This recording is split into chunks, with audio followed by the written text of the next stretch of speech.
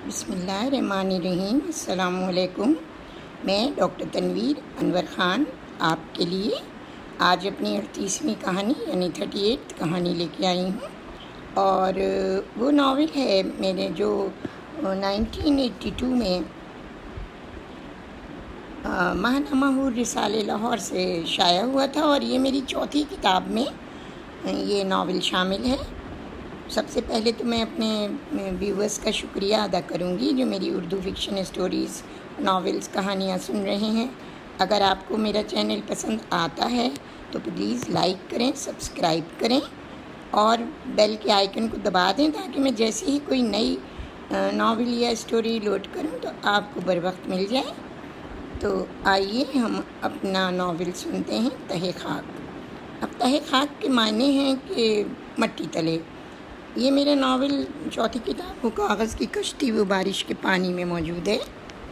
تو ناول سنتے ہیں، تہ خاک۔ صوبی، میرا تبادلہ کوئٹہ ہو گیا ہے۔ فروخ کی بات سنتے ہی چائے کی پیالی صوبیہ کے ہاتھ سے ایک چھناکے کے ساتھ فرش پر گر کر ٹوٹ گئی جو وہ فروخ کو دے رہی تھی، اور اس کا منہ کھلا کا کھلا رہ گیا۔ ارے صوبی، کیا ہوا؟ جی وہ کچھ بھی نہیں، بس چکر آ گیا، وہ ماتھے پر ہاتھ رکھتے ہوئے بولی۔ فروخ نے صوفے سے اٹھ کر نیچے فرش پر بیٹھی صوبی کو سہارا دے کر اپنے پاس اٹھا لیا۔ طبیعت ٹھیک تو نہیں ہے کیا؟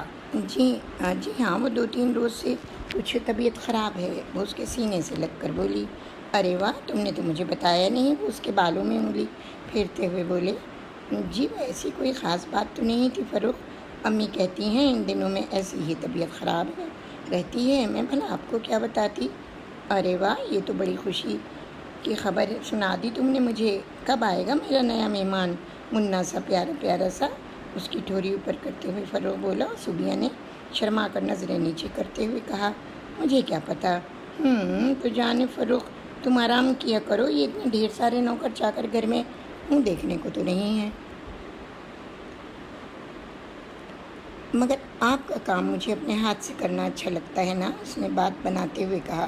سچ؟ پھر یہ تو بڑی خوشی نصیبی ہے۔ اس نے محبت سے صوبی کا ہاتھ چوم لیا، پھر تھوڑی دیر بعد بولا، صوبی، ہمیں کوئٹہ تقریباً 2 سال کے لیے جانا پڑے گا۔ دراصل وہاں تیل کے کنویں آس پاس کھودے جا رہے ہیں، ریگنگ ہو رہی ہے، اس وجہ سے مجھے وہاں بطور انچارج بھیجا جا رہا ہے۔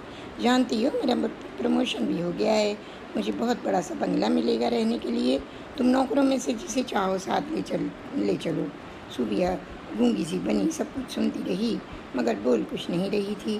فروخ اس کی خاموشی دیکھتے ہوئے بولے، صوبی تم خوش نہیں ہو؟ جی ہاں، کیوں نہیں خوش ہوں، بھلا آپ کی ترقی بھی تو ہوئی ہے نا۔ اچھا، پھر پہلی فرصت میں تیاری کر لینا، ہمیں اگلے ہفتے ہی کوئٹہ چلنا ہے، میں ذرا امی کو بھی یہ خبر سناؤں۔ فروخ یہ کہتے ہوئے اپنے کمرے سے چلا گیا اور صوبیہ خاموشی سے اٹھ کر بیڈ پر لیٹ گئی۔ اس کا دماغ معوف ہو چکا تھا، آنکھوں سے آنسو ٹپ ٹپ گر کر تکیے میں جذب ہوتے رہے اور وہ یوں ہی سسکتے سو گئی۔ فروخ بیٹے، ذرا دلہن کا خیال رکھنا، فروخ کی امی نازیہ بیگم نے کہا۔ امیاں بالکل فکر نہ کریں، صوبی کو کسی قسم کی کوئی پریشانی نہیں ہوگی۔ ارے فروخ، پریشانی کی بات ہے بیٹا، ماشاءاللہ سے دلہن کا پہلے پہل کا معاملہ ہے، اور یہ بیٹھے بٹھائے تیرا تبادلہ کراچی سے ہو گیا۔ امیاں، آپ کا جب جی چاہے کوئٹہ صوبیہ کے پاس آ جائیے گا، ویسے بھی چند ماہ بعد آپ کو تو آنا ہی ہے۔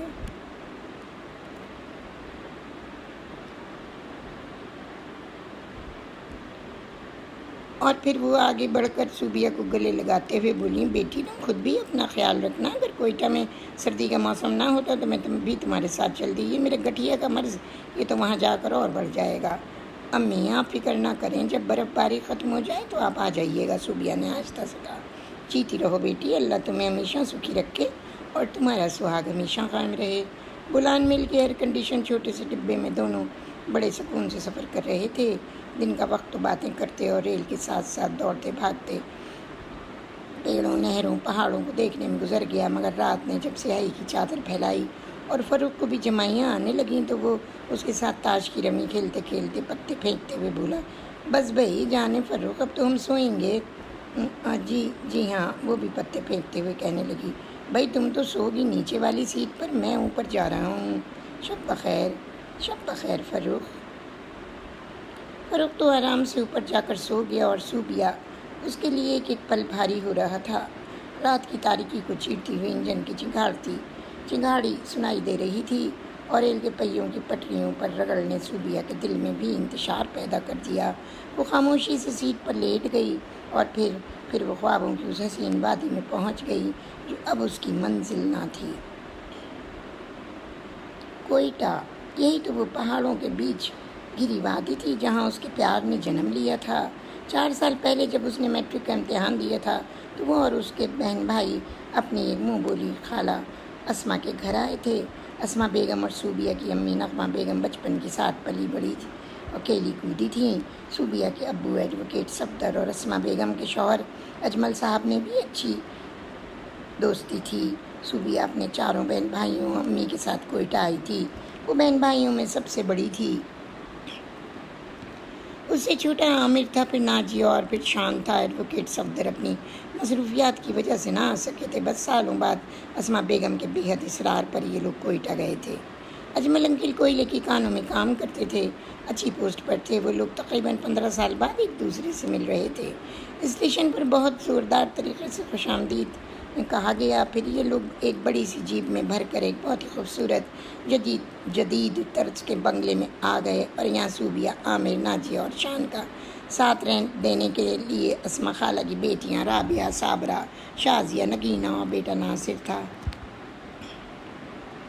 وہ لوگ نہا دھو کر تازہ دم ہونے کے بعد کھانے کے کمرے میں آ گئے۔ ڈائننگ روم میں بہت بڑی سی ٹیبل کے چاروں طرف سب مہمان و میزبان بیٹھ گئے۔ اسما بیگم بولیں، رابعہ، یہ ابھی تک تمہارے بھائی جان نہیں آئے؟ ہاں اماں، پتہ نہیں کیا بات ہے، ابھی تک بھائی جان نہیں آئے۔ لو بھائی میں آ گیا، امیر سب کے سامنے آتے ہوئے بولے۔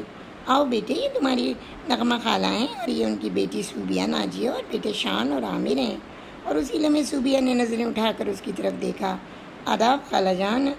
امیر نغمہ بیگم کی طرف جھکتے ہوئے بولا، جیتے رہو بیٹا، بیٹھو کھانا کھاؤ۔ جی شکریہ۔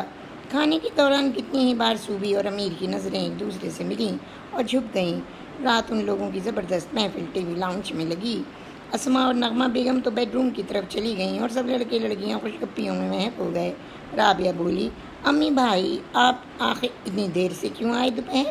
بس رابو، چٹانوں کا بیٹا ہوں، کام میں مصروف رہا، نہ آ سکا۔ واہ بھیا، اب ایسا نہ کیجیے گا، نہیں تو سارے پروگرام دھرے کے دھرے رہ جائیں گے۔ نگینہ نے کہا، ارے کیوں نگی، بھلا وہ کیوں؟ اس لیے بھیا کہ اب کراچی سے آئے ہوئے مہمانوں کو کوئٹہ کی سیر کرانی ہے۔ تو کراچی سے آئے لوگوں کا کیا میں کوئی ٹھیکیدار ہوں جو انہیں گھماؤں؟ وہ خود ہی گھوم لیں گے۔ جی نہیں، آپ ہم سے سب سے بڑے ہیں، امی آپ کے بغیر ہمیں جنبش بھی نہیں کرنے دیں گی۔ تو نہ کرنا جنبش، گھر میں رہنا۔ نگی امیر کی بات سن کر منہ پھلا کر بیٹھ گئی اور امیر کہنے لگا، نہ بابا، یہ ہماری منی سی بہنا روٹھی اچھی نہیں لگتی، ہم ضرور اس کو سیر کرائیں گے۔ نگی مسکرانے لگی۔ اب امین آباد پھر وہ صوبیہ کی طرف معنی خیز نظروں سے دیکھتے ہوئے بولا، ارے رابو، میں نے سنا ہے کراچی کی لڑکیاں بڑی تیز ہوتی ہیں، مگر یہاں تو شاید وہاں کے گونگے آئے ہیں۔ نہ بھیا، ایسا نہ کہیں، مجھے تو اپنی صوبیہ باجی بہت پسند آئی ہیں اور ناجیہ بھی بہت پیاری ہے۔ رابعہ کی بات سن کر امیر کندھے اچکا کر بولا، ہوں گے کچھ لوگ پیارے، اب بھلا ہم کیا جانیں، جب واسطہ پڑے گا تو معلوم ہوگا۔ یہ کہہ کر وہ وہاں سے اٹھ کر چلا گیا اور اسی لمحے صوبیہ کو لگا جیسے محفل کی ساری جان ہی چلی گئی۔ وہ چپ رہی، آخر بولتی بھی تو کیا بولتی۔ اکتوبر کا مہینہ تھا، موسم خوشگوار اور کسی حد تک خشک تھا۔ اس کی آنکھ فجر کے وقت ہی کھل گئی تھی۔ نماز اور تلاوت قرآن کے بعد جب اس نے کمرے کی کھڑکی کا پردہ سرکایا تو اسے صبح کا اجالا پھیلتا نظر آیا۔ رات کی دھند چھٹ رہی تھی، باہر باغیچے سے چڑیوں کے چہچہانے کی آوازیں آ رہی تھیں۔ سرخ پیلے گلابی سفید گلاب کیاریوں میں کھلے تھے۔ اس کا بے اختیار جی چاہا کہ وہ باغیچے کی سیر کرے۔ اس نے اپنے کندھے پر سفید شال ڈالی اور باہر آ گئی۔ گھاس پر ٹہلتے ٹہلتے گلابوں کے کنج کے پاس آئی۔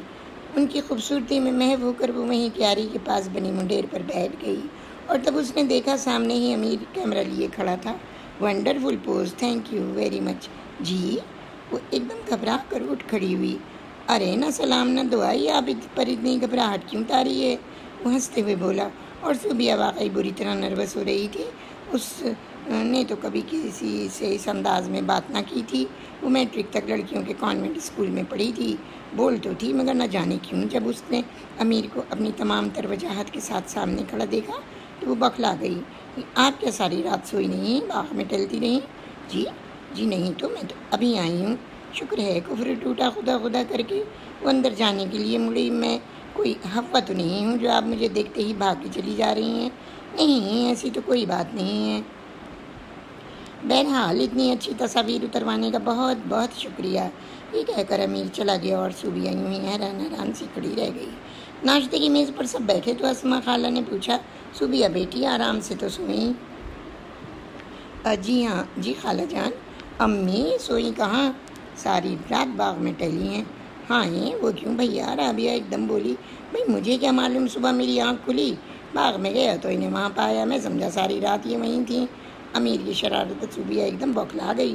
نہیں تو خالہ جان، میں تو صبح چہل قدمی کے لیے نکلی تھی، ساری رات تو میں وہاں نہیں تھی۔ سن لیا لڑکے، بچی کو تنگ نہ کر، نہیں آئی یہ پریشان ہو جائے گی۔ اسما بیگم امیر کو اچھی طرح سمجھاتے ہوئے بولی اور امیر ناشتہ کر کے اٹھتے ہوئے بولا، اچھا خالہ جان، اب میں تو چلا ڈیوٹی پر، شام کو لوٹوں گا، آپ لوگ رات کا کھانا میرے بغیر نہیں کھائیے گا۔ جاؤ بیٹا، اللہ نگہبان۔ نغمہ بیگم نے دعا دی۔ بھائی جان، اب آپ عذرائے کرم ان چٹانوں سے چھٹی لے لیں، ہم لوگوں کو گھمانا جو ہے۔ رابعہ چیخی۔ اچھا بابا، آج کر دوں گا اپلائی چھٹی کے لیے، 1 مہینے کی لیجیے گا آنے کی بولی۔ ہاں لکھوں گا تو 1 مہینے کی، دیکھو کہ جتنے دن کی بھی مل جائے۔ یہ کہہ کر امیر چلا گیا۔ پھر امیر کی چھٹی منظور ہو گئی۔ اجمل انکل نے چھٹی نہ لی، سب ذمہ داری بس امیر پر ڈال دی کہ وہی لڑکے لڑکیوں کو گھمائے پھرائے۔ شروع میں تو اسما اور نغمہ بیگم گئیں، مگر پھر وہ تھک گئیں۔ سب لڑکیاں جلدی صبح اٹھ کر کھانا پکا رہی تھیں۔ آج انہیں ہنہ لے جانا تھا۔ باورچی اور ماما کو باہر نکال کر رابعہ، صابرہ، شازیہ، صوبیہ خود گھس گئیں۔ رابعہ پراٹھے بنا رہی تھی، شازیہ سلاد کاٹ رہی تھی، صابرہ قیمہ بھون رہی تھی اور صوبیہ کباب تل رہی تھی۔ طرح کے کھانوں کی خوشبوئیں جو سارے گھر میں پھیلیں تو امیر ایک دم ہی اپنے کمرے سے نکل کر باورچی خانے میں آن کا۔ ارے لڑکیوں، یہ کیا تم لوگوں نے سارے گھر میں خوشبوئیں پھیلائی رکھی ہیں؟ صوبیہ نے ایک نظر دروازے کی جانب دیکھا۔ امیر اس کی طرف دیکھ رہا تھا۔ اس کا ہاتھ ایک دم جلتے توے پر پڑا اور ایک سسکی صوبی کے ہاتھ سے منہ سے نکلی۔ ارے صوبی، کباب تلیں، ادھر نہ دیکھیں۔ جی نہیں تو۔ اس نے دوسرے ہاتھ سے انگلی پکڑ لی اور تبھی امیر نے اس کے سفید خوبصورت ہاتھ پکڑتے ہوئے کہا، وہ زیادہ تو نہیں جلے، چلو میں دوا لگا دوں۔ اس نے صوبی کا ہاتھ پکڑ کر کھینچا اور دروازے سے باہر لے جاتے ہوئے کہنے لگا، رابعہ ذرا کباب دیکھ لینا، جل نہ جائیں۔ 1000 دفعہ کہا ہے کہ گھر آئے مہمانوں سے کام نہیں کرایا جاتا، مگر مانتے ہی نہیں ہو تم لوگ۔ صوبی حیران سی دوپٹہ سنبھالے اس کے ساتھ کمرے میں آ گئی۔ بیٹھو، اس نے اسے کرسی کی طرف دھکیل کر کہا اور وہ خاموشی سے بیٹھ گئی۔ اچھے بھلے خوبصورت ہاتھوں کو جلا کر خراب کر رہی ہیں۔ جی نہیں تو، وہ بوکھلاہٹ میں بولی اور اپنی انگلی کھینچ لی، مگر امیر نے دوبارہ اس کا ہاتھ پکڑتے ہوئے کہا، حد ہو گئی ہے، پہلے آپ کو کباب تلنا چاہیے تھا، پھر مجھے دیکھتی۔ آخر ہاتھ جلا لیا نا، اور اب پٹی بھی نہیں کروا رہی ہیں۔ اور صوبی نے خاموشی سے انگلی پر پٹی بندھوا لی۔ پھر وہ اس کی طرف دیکھتے ہوئے کہنے لگا، اب آپ اس وقت تک باورچی خانے میں نہیں جائیں گی جب تک یہاں ہیں، سمجھیں، یہ میرا حکم ہے۔ مگر میرا ہاتھ اتنا زیادہ تو نہیں جلا ہے جتنا آپ شور مچا رہے ہیں، وہ ہمت کر کے بولی۔ جی ہاں، اتنا بھی جلا تو کیوں جلا، ویسے میری بلا سے آپ پوری کی پوری آگ میں کود پڑیں۔ جی نہیں تو۔ ایک تو صوبیہ، تمہیں 1 ہفتہ یہاں آئے ہوئے ہو گیا ہے، میں تمہاری جی ہاں اور جی نہیں سے بڑا پریشان ہوں۔ میں جاؤں؟ پکنک کا سامان تیار کر لیا ہے، یہ لڑکیاں کر تو رہی تھیں۔ ٹھیک ہے، ناشتہ کر لیں پھر ہم چلتے ہیں، میں ذرا دیکھ لوں کہ دونوں گاڑیاں تیار ہیں یا نہیں۔ روانگی کے وقت امیر بولا، بھائی میری گاڑی میں بچہ پارٹی ہرگز نہیں آئے گی اور کم لوگ آئیں گے، مجھے ذرا شور و غل کم چاہیے۔ امیر سے سارے بچے خاصے ڈرتے تھے، وہ تو سب کے سب ڈرائیور والی گاڑی میں بیٹھ گئے۔ اب باقی رہ گئی امیر، رابعہ اور صوبیہ۔ رابو خوشی نئی ٹویوٹا کرولا کا دروازہ کھول کر صوبیہ کے ساتھ پیچھے بیٹھنے لگی تو باہر کھڑے امیر نے ایک دم کہہ دیا، تم دونوں نیچے اترو، کیا میں کوئی ڈرائیور ہوں تمہارا جو پیچھے بیٹھی خواتین کو لے کر گاڑی چلاؤں؟ مگر بھیا آگے تو صرف ایک سیٹ ہے، ہم دونوں کیسے بیٹھیں گے؟ ارے تو کوئی ایک بیٹھ جاؤ، اب جلدی کرو۔ رابعہ صوبی سے بولی، باجی آپ بیٹھ جائیں۔ نہیں نہیں رابعہ تم بیٹھ جاؤ۔ ہائے باجی میں تو بیٹھی ہی ہوں، آپ ابھی کھڑی ہیں۔ مگر رابو میں امیر ڈرائیونگ سیٹ پر بیٹھ کر سیلف لگا چکا تھا۔ حد ہے بھائی تم دونوں لڑکیوں کی۔ پھر اس نے دروازہ کھول کر ایک دم صوبیہ کا ہاتھ پکڑ کر سیٹ پر کھینچ لیا۔ وہ ایک دم نروس سی ہو گئی اور رابعہ من ہی من میں ہنس پڑی۔ پھر پیچھے کا دروازہ بند کر لیا۔ رابعہ یہ تمہاری باجی مجھے کیا کوئی بچھو سمجھتی ہیں کہ اگر یہ میرے پاس بیٹھ جائیں گی تو میں انہیں فوراً ڈنگ مار دوں گا؟ ارے نہیں بھیا، بس شرما رہی ہوں گی۔ دراصل بھیا باجی بہت سیدھی ہیں، لڑکوں سے ذرا ڈرتی ہیں۔ کیوں؟ کیا تم مجھ سے ڈرتی ہو؟ وہ اس کی طرف جھک کر دیکھتے ہوئے بولا، اور صوبی ایک دم بول پڑی، نہیں ایسی تو کوئی بات نہیں ہے۔ پھر فرنٹ سیٹ پر بیٹھنے میں کیا اعتراض تھا؟ جی وہ کوئی بھی نہیں، کچھ بھی نہیں۔ وہ دوپٹے کا کونا انگلی میں لپیٹتے ہوئے بولی، اور امیر نے اسے گہری نظروں سے دیکھتے ہوئے گاڑی چلا دی۔ ہنہ جھیل پہنچ کر سب نے گاڑی سے سامان اتارا اور پھر وہیں پیڑوں کے سائے تلے رکھ دیا۔ رابعہ صوبیہ صابرہ سب لمبی چہل قدمی کو چل دیں، مگر امیر وہیں ایک چادر بچھا کر سو گیا۔ دوپہر کے وقت جب لڑکیوں کو کھانے کا ہوش آیا تو انہوں نے اسے جھنجھوڑا، اے لو یہ تو بھیا سو رہے ہیں، بھلا کوئی پکنک میں سوتا ہے؟ نگی پیار سے بولی، ارے گڑیا کیا کریں، کوئی ساتھی ہو تو مزہ بھی آئے۔ ہاں بھیا یہ ہم لوگ اتنے سب بہت سارے آپ کے ساتھی نہیں ہیں، شازیہ نے کہا۔ ہاں سر درد کے لیے کافی ہو ماشاءاللہ سے۔ کھانا کھانے کے بعد ان لوگوں نے اڑک جا کر سیبوں کے باغ دیکھنے کا پروگرام بنایا۔ صوبیہ کو یہ جگہ بہت ہی پسند آئی اور سیبوں کے باغ بہت اچھے لگے، ہرے ہرے سرخ سرخ بڑے بڑے سیب۔ لڑکیوں نے خوب سیب خرید کر کھائے، اپنے سامنے مالی سے تڑوا کر۔ امیر کا دل بہت شدت سے چائے پینے کو چاہ رہا تھا۔ وہ بولا، رابو ذرا چائے تو بناؤ، چولہا تو گاڑی میں رکھا ہے بھیا، یہ لو چابی اور نکال لو۔ صوبیہ اکیلی رہ گئی۔ رابعہ صابرہ چائے بنانے لگیں۔ اس نے سوچا ذرا گھوم کر دیکھا جائے، سورج ڈھل رہا تھا، وہ منظر اسے بہت پیارا لگا۔ وہ وہیں قریبی بہتے پانی میں پیر ڈال کر ایک بڑے سے پتھر پر بیٹھ گئی۔ امیر نے ادھر ادھر نظر دوڑائی تو اسے صوبیہ نظر نہیں آئی۔ وہ اس کی تلاش میں چل پڑا، اسے ڈھونڈتا ہوا پانی کی طرف آیا۔ نیلے نیلے کپڑوں میں ملبوس نازک نازک پیاری گڑیا سی وہ گورے گورے پیر پانی میں ڈالے بیٹھی تھی۔ لمبے بالوں کی چوٹی کھل گئی تھی اور بال کمر پر لہرا رہے تھے۔ دوپٹہ ایک طرف ڈھلک گیا تھا، وہ اسے محبت سے دیکھتا رہ گیا۔ کتنی حسین لگ رہی تھی وہ۔ صوبی کیا سوچ رہی ہو؟ وہ گھبرا کر دوپٹہ سنبھال کر کھڑی ہو گئی۔ جی کچھ بھی نہیں، میں سب جگہ تلاش کرایا اور تم یہاں بیٹھی ہو۔ رابو بلا رہی ہے چائے پینے کے لیے، چلیے۔ اس نے اپنے پیر پانی سے باہر نکال کر چپل پہن لی۔ صوبی جی آؤ کچھ دیر میرے ساتھ بھی بیٹھو، باتیں کریں گے۔ مگر وہ لوگ، اوفو صوبی تمہیں ہمیشہ اپنے آپ سے زیادہ دوسروں کی فکر کیوں پڑی رہتی ہے؟ ویسے میرے ابو سے کہہ کر آیا تھا کہ اب میں سیر کرنے جا رہا ہوں۔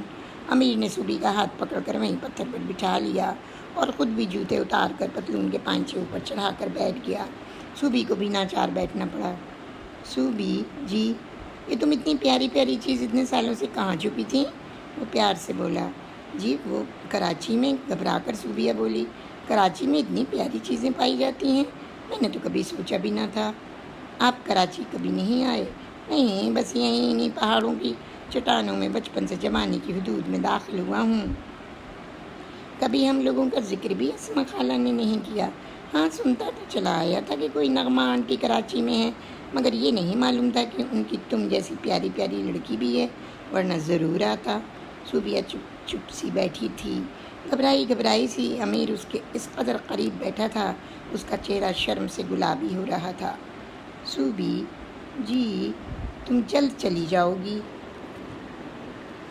جی ہاں 1 مہینے کے بعد، 8 دن تو ہو گئے ہیں تمہیں یہاں آئے ہوئے۔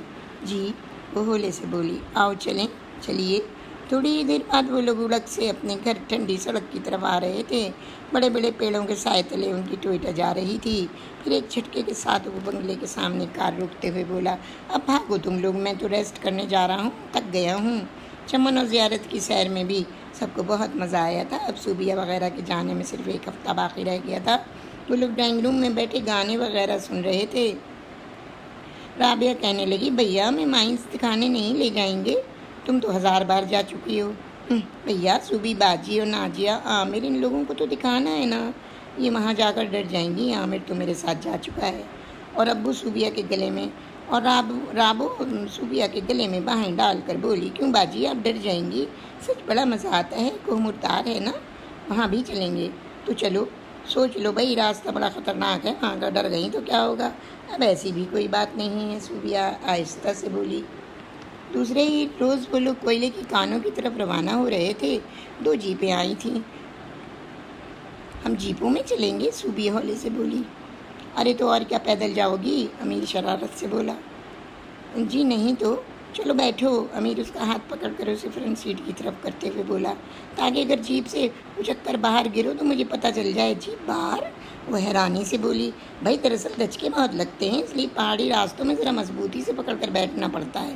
ان کی جیپ پہاڑی پرپیچ راستوں سے گزرنے لگی۔ صوبیہ تو بے حد مضبوطی سے ہینڈل پکڑے بیٹھی تھی۔ امیر بولا، بھائی محترمہ اب ذرا ادھر میری طرف کھسک کر بیٹھیں، دھان پانسی تو ہیں، دروازے سے دور بیٹھیں۔ اور صوبی چپکے سے اس کے قریب کھسک آئی۔ ذرا ہی دیر بعد یہ لوگ کوئلے کی کانوں کے قریب پہنچ گئے۔ امیر نے اپنا آفس کھلوایا۔ آفس کیا اچھا بھلا 3 کمروں کا گھر تھا۔ چلو اب ذرا تم لڑکیاں ریسٹ کرو، میں تم لوگوں کے مائنس کے اندر جانے کا انتظام کرتا ہوں۔ صوبیہ نے آفس کے دروازے سے کھڑے ہو کر چاروں طرف دیکھا۔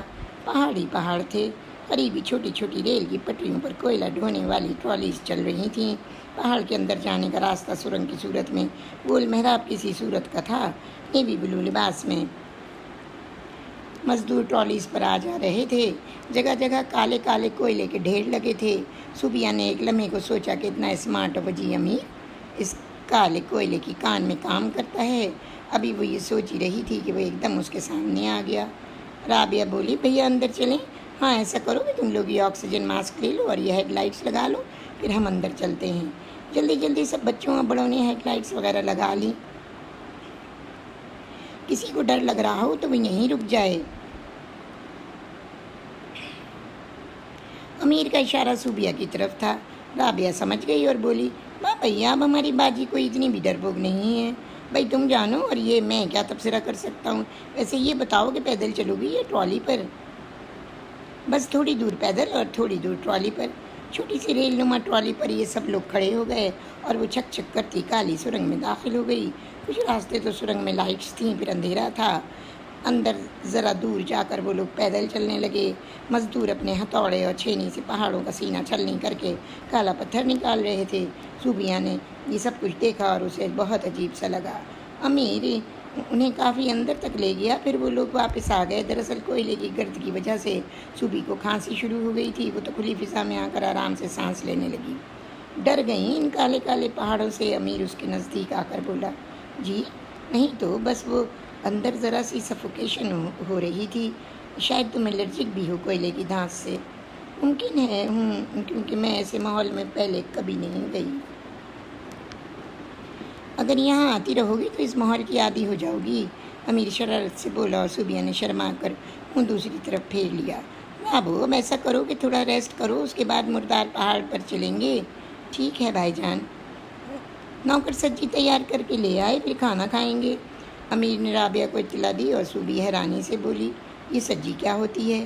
باجی پہاڑی علاقے میں سالم بکرے کو یا اس کی رانوں کو روسٹ کر لیتے ہیں، اسے ایک سبزی کہتے ہیں۔ وہ میں سمجھی تھی پتہ نہیں کیا چیز ہوگی۔ گرم گرم سبزی آئی تو سب لوگ بڑے جیسے کھانے پر ٹوٹ ہی پڑے۔ امیر کو شرارت سوجی، اس نے ایک پوری ران صوبی کی پلیٹ میں رکھتے ہوئے کہا، یہ پوری کی پوری آپ کو ختم کرنا ہے؟ جی یہ پوری کی پوری؟ جی یہ اتنی بڑی ران میں بھلا کیسے کھا سکتی ہوں؟ بے حد پریشانی سے بولی۔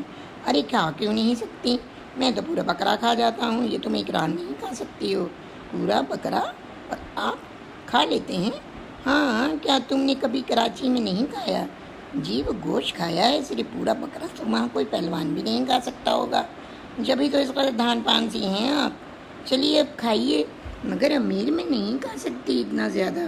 اچھا چلو میں تمہارا ساتھ دے دیتا ہوں، اس کی پریشانی دیکھ کر ہمدردی سے بولا۔ صوبیہ بڑی خاموشی سے بوٹی کے روز ٹکڑے اٹھا کر ٹوسٹ و کیچپ کے ساتھ کھاتی رہی۔ امیر نے بہت جلد ران ختم کر لی، پھر ہاتھ دھونے چلا گیا۔ مردار پہاڑ پر پہنچ کر سب لڑکیاں ٹہلنے لگیں۔ امیر وہیں جیپ میں لیٹ گیا۔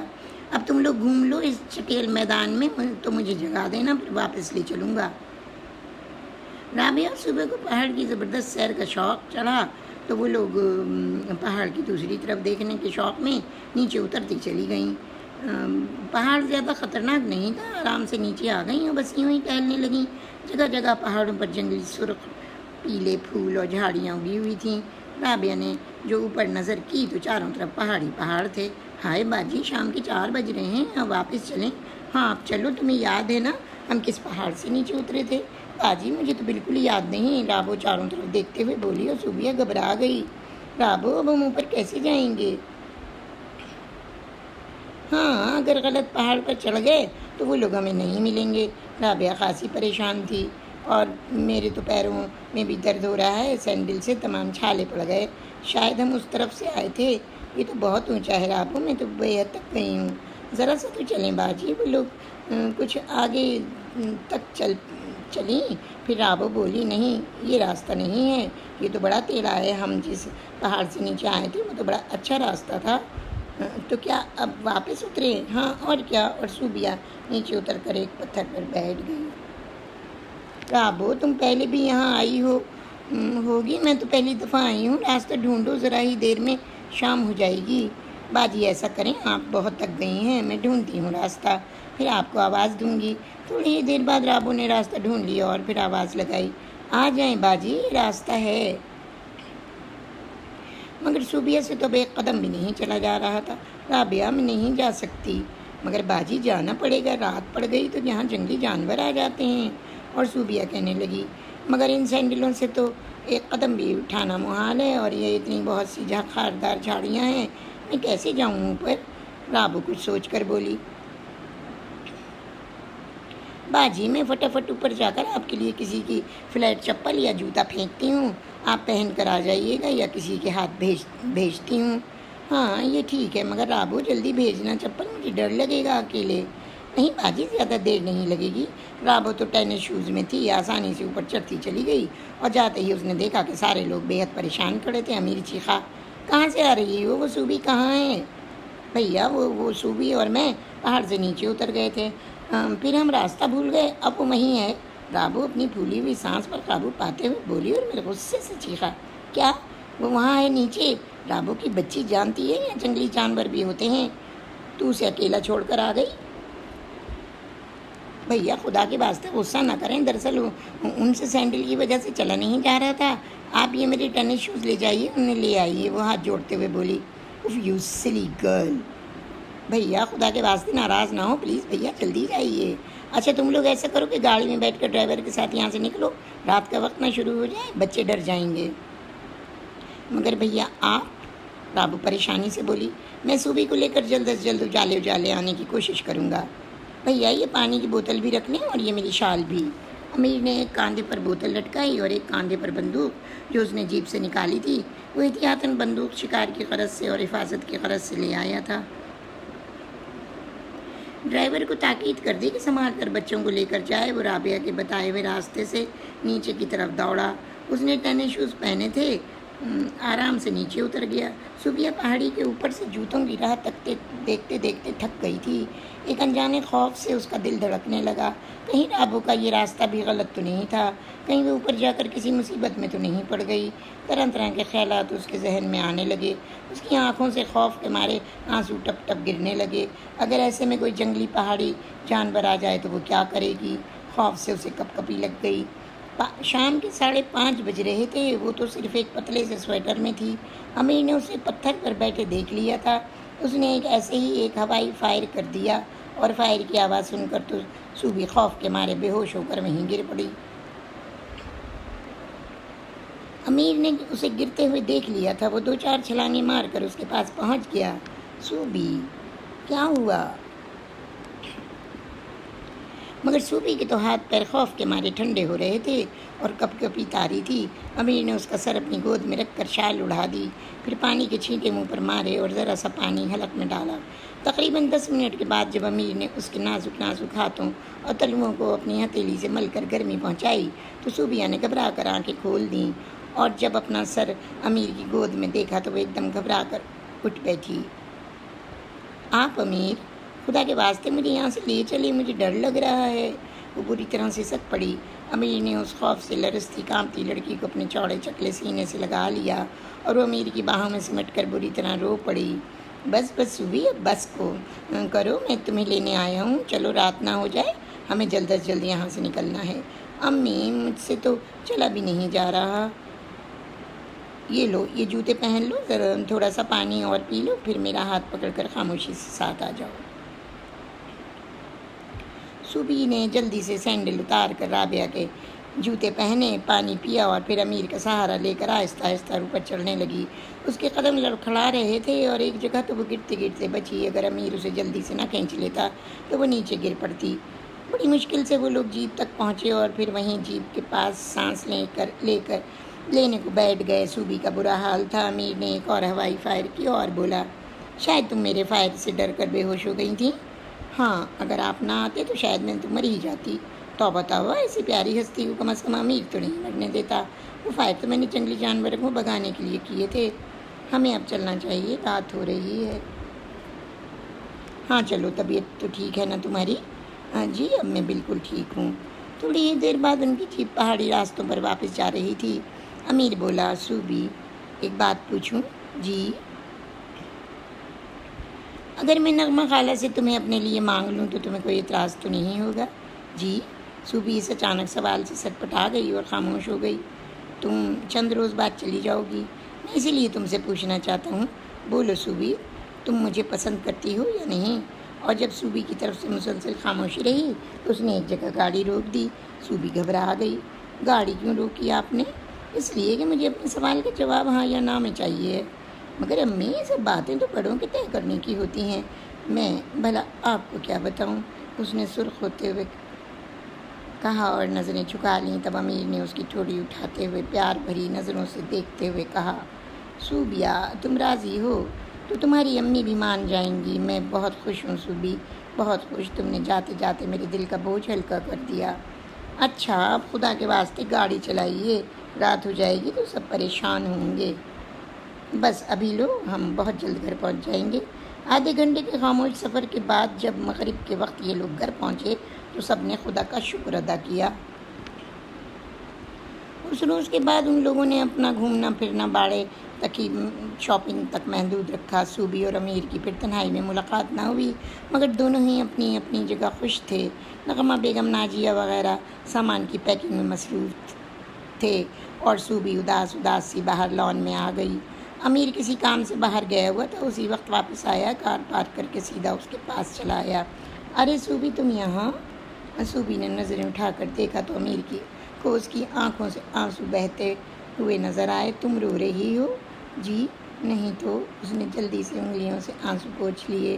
صوبی، کل صبح تم جا رہی ہو؟ میں بھی بہت اداس ہوں، زندگی کی راہیں بہت کٹھن ہوتی ہیں۔ اور صوبی کی تو جیسے زبان گنگ ہو گئی تھی۔ امیر کہے جا رہا تھا، صوبی، میں نے بچپن سے لے کر جوانی تک ساری زندگی ان پہاڑوں چٹانوں میں گزاری ہے، تم کو اس زندگی سے خوف تو نہیں آتا؟ امی، آپ کو مجھ پر اعتماد نہیں؟ وہ ہولے سے بولی۔ ارے پگلی، اگر اعتماد نہ ہوتا تو تجھے اپنے لیے کیوں چنتا؟ میری زندگی میں کبھی کوئی لڑکی نہیں آئی، شاید تم پہلی اور آخری لڑکی ہوگی صوبی۔ امی، مجھ پر بھروسہ کریں۔ آنسو بہتے رہے اور وہ چپ چاپ وہاں سے چلی گئی۔ امیر بھی بوجھل قدموں سے اپنے کمرے میں آ گیا۔ دوسرے روز وہ لوگ کراچی کے لیے روانہ ہو گئے۔ رابعہ، صابرہ، نگی، شازیہ سب بہت روئیں اور پھر اس کے بعد 1 سال تک صوبیہ کو رابعہ کے خط سے ہی امیر کے متعلق کوئی بات معلوم ہوتی۔ نومبر کے اواخر میں وہ لوگ ایک بار پھر کوئٹہ آئے اور یہ تو بہت ہی یکبست موسم تھا۔ وہ لوگ زیادہ باہر نہ گھوم سکے۔ تب ایک روز جب وہ تنہا ڈرائنگ روم میں آتش دان کے پاس بیٹھی تھی تو امیر آ گیا۔ صوبی، وہ پیار سے بولا، جی؟ تم نے پھر سوچ لیا یا نہیں؟ کیا؟ پچھلے سال میں نے تم سے ایک سوال کیا تھا، اس بات کا جواب میں نے آپ کو اسی وقت دے دیا تھا۔ نہ جانے کیوں مجھے محسوس ہوتا ہے کہ ہمارا ملاپ نہیں ہو سکے گا، وہ اچانک بولا۔ مگر امی، میں نے آپ سے ایسی کوئی بات نہیں کی ہے۔ نہ جانے کیوں میری کچھ انٹرنل فیلنگ ایسی ہو رہی ہے۔ او امی، میں نے کہا نا آپ کو مجھ پر بھروسہ نہیں، وہ ہولے سے بولی۔ صوبی، دراصل میری نوکری بہت خراب ہے، ہر وقت جان کو خطرہ رہتا ہے۔ جب سے تم سے ملا ہوں میرا خوف اور بڑھ گیا ہے۔ امی آپ ایسی باتیں کیوں کرتے ہیں؟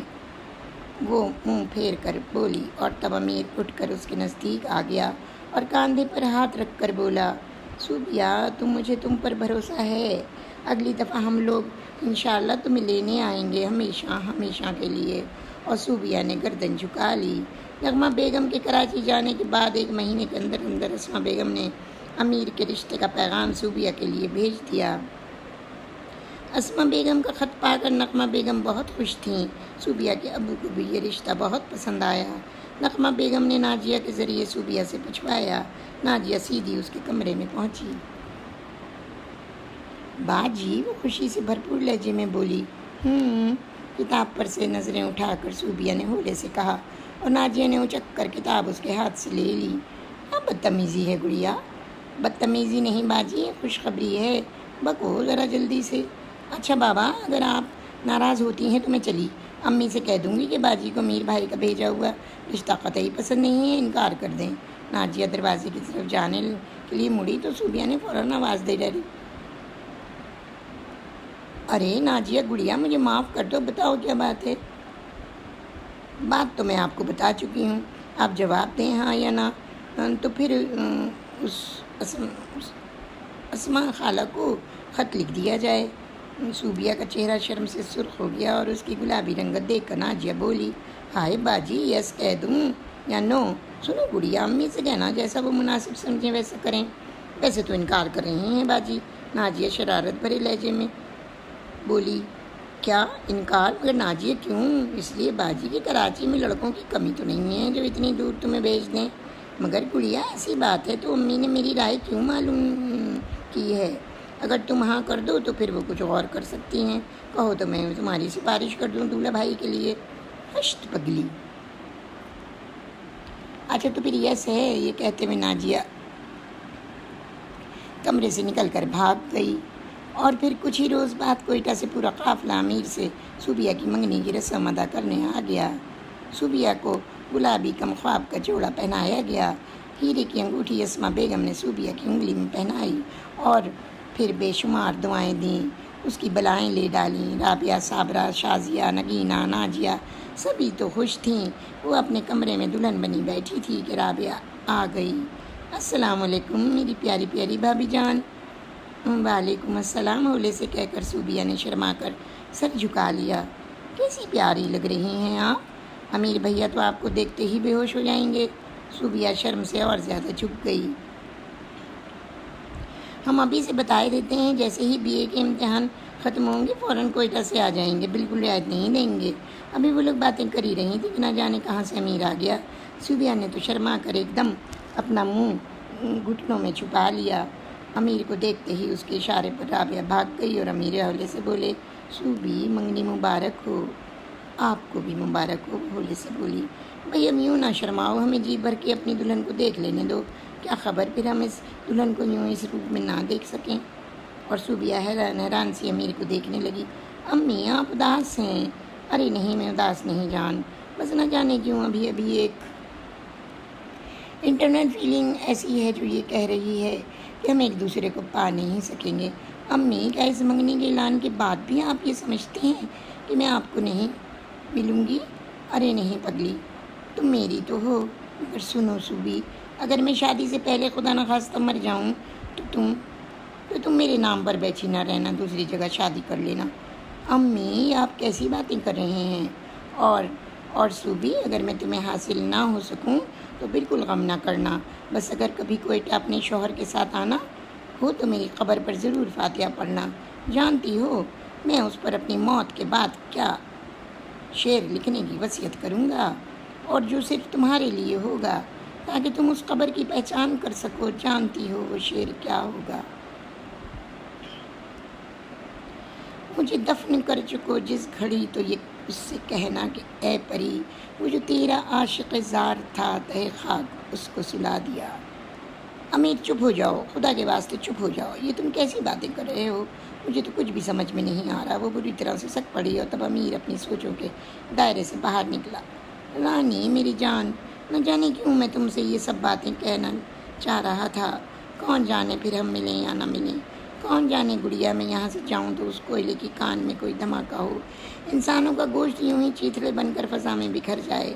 अमीर, खुदा के लिए बस करें, मैं आपको वहाँ नौकरी नहीं करने दूँगी। अमीर, मुझसे वादा करें, आप शादी से पहले ही वो नौकरी छोड़ देंगे। सूबिया सिसकते हुए बोली और अमीर उसका चेहरा तो हाथों में लेकर बोला, सूबिया, आज जी भर के देख लेने दो, तुम्हें एतराज़ तो नहीं?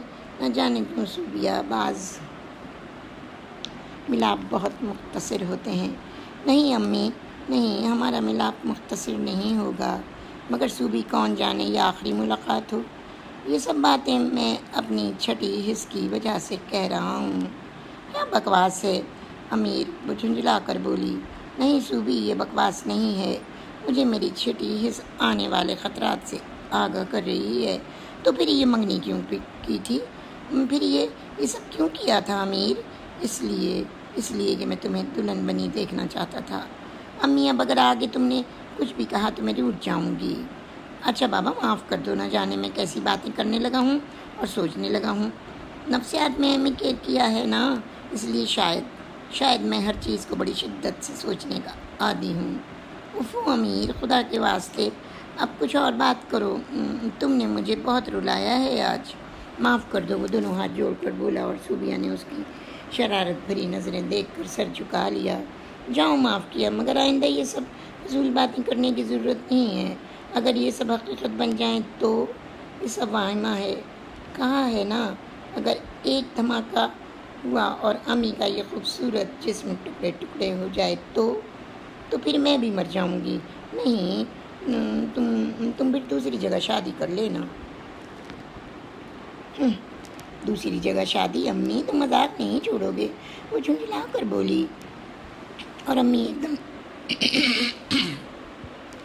खड़ा होकर बोला, याद है ना सूबिया, वो कतबा मेरी क़ब्र का, मुझे दफन कर चुको जिस घड़ी, तो ये उससे कहना कि ए परी, वो जो तेरा आशिक़ ज़ार था तहे खाक, उसको सुला दिया। और सूबिया उस जाते हुए अम्मी को खाली खाली नज़रों से घूरती रह गई और सोचने लगी, अजीब बात है अम्मी, तुमने मुझे परेशान कर दिया है, मैं तुम्हारी नौकरी छुड़वा दूँगी। ज़रूर, अगर तुमने शादी से पहले नहीं छोड़ी तो शादी के बाद छुड़वा दूँगी। तुम इतनी शानदार पर्सनालिटी के मालिक वहाँ कोयले के कानों में काम करते अच्छे नहीं लगते। उसने जब कराची से रुखसत होते वक्त एक रात पहले अम्मी से कहा था, अम्मी मेरी बात पर गौर कीजिएगा, मैं आपको ये नौकरी नहीं करने दूँगी।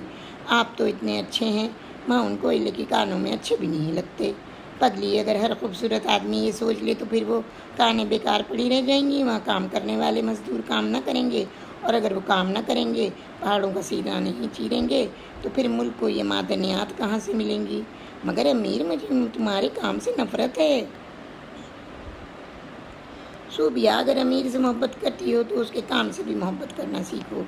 तुमसे मोहब्बत की वजह से तो कहती हूँ कि ऐसी ख़तरनाक जगह काम ना करो। सूबिया, मुझे याद है जब मैं नन्हा सा पाकिस्तान आया था तो अपने अब्बू की उंगली पकड़कर उनके साथ इन पहाड़ों पर जाता था।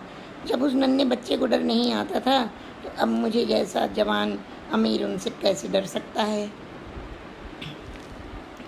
मगर अम्मी, फिर तुम ऐसी बातें क्यों सोचते हो जो मुझे पैरों रुलाती है? ऐसी बातें सुनने का आदि एक कान कुन की औरत बीवी को होना चाहिए। मगर अम्मी, मैं इन खौफनाक बातों का तसव्वुर कैसे करूं? अभी तो हमारी ज़िंदगी की इब्तिदा भी नहीं हुई है। हो जाएगी इंशाअल्लाह। मगर सूबिया, मेरी छठी हिस्स देखो, वो किस रंग में आइंदा मुझे तुम्हारे सामने पेश करती है, जिंदा या मुर्दा। उफ खुदाया, सूबिया ने दोनों हाथों से अपना सर थाम लिया। अमीर, तुम और कोई बात नहीं कह सकते, खुदा के वास्ते चुप हो जाओ। अमीर, मुझ में कुछ सुनने की ताब नहीं है, कुछ भी नहीं। वो सिसकती हुई अपने कमरे से बाहर आ गई और दूसरे रोज़ वो सब जब स्टेशन गए तो अम्मी उसके करीब आकर बोला, सूबिया, हमने पाक और साफ मोहब्बत की है, मेरी बातों से तुम्हें दुख पहुंचा, मुझे माफ़ कर देना, मैं मजाक कर रहा था, मुस्कुरा दो। और सूबिया ने आंसू भरी आंखों से मुस्कुरा कर उसे खुदा हाफिज़ कह दिया। गाड़ी छक छक करती चली गई और वह इंजन से उठते हुए धुएं को न जाने कितनी देर तक घूरती रही। तब नाजिया ने उसके कांधे पर हाथ रख कर कहा, बाजी, अब घर चलें।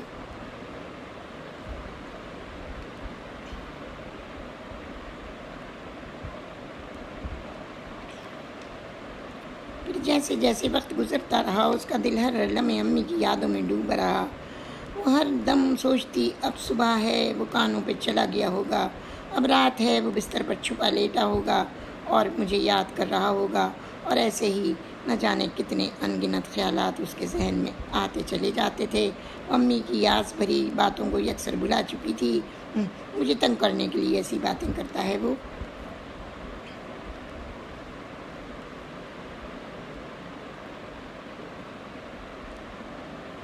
उसने बीए का फाइनल इम्तिहान दिया तो असमा खाला ने 2 माह बाद शादी की तारीख रख दी।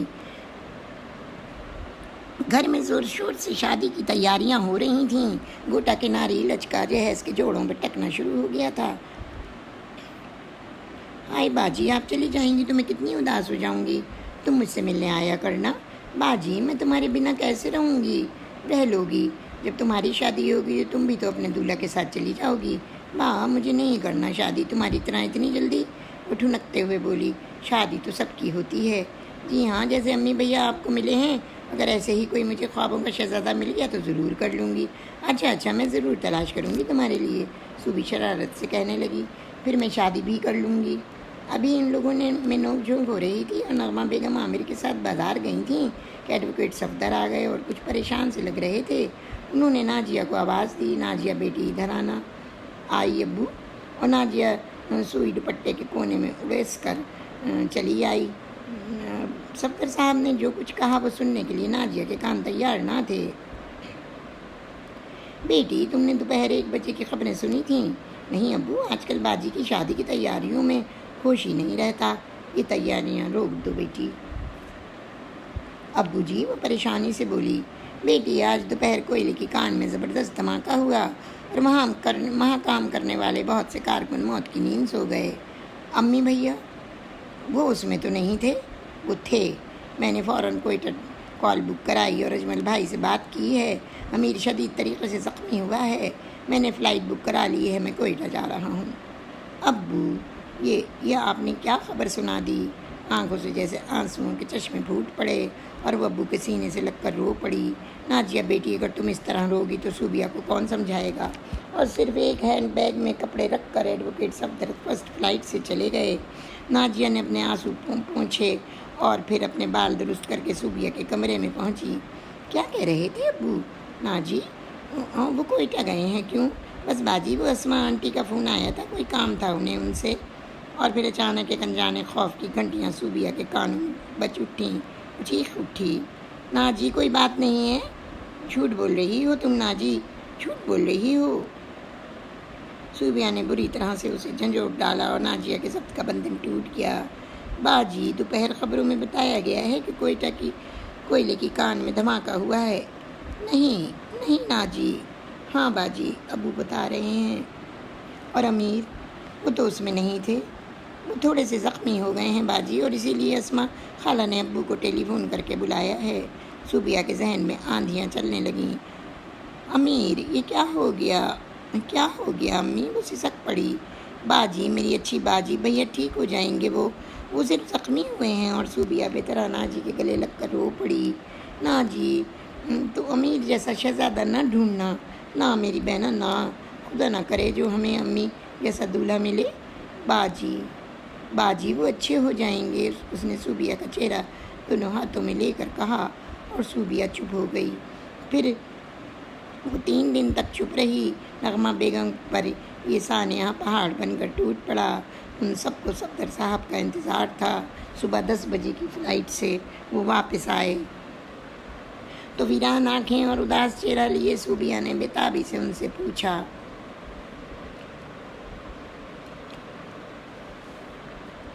उनकी तरफ देखा। अब्बू, बेसाख्ता उसके मुंह से निकला, मगर आगे अल्फाज उसके हलक में अटक गए। सूबी, सब्र करो बेटी। अमीर हम सबसे रूठ कर उस मंजिल पर चला गया जहाँ से कोई वापस नहीं आता। नहीं अब्बू, ये कैसे हो सकता है?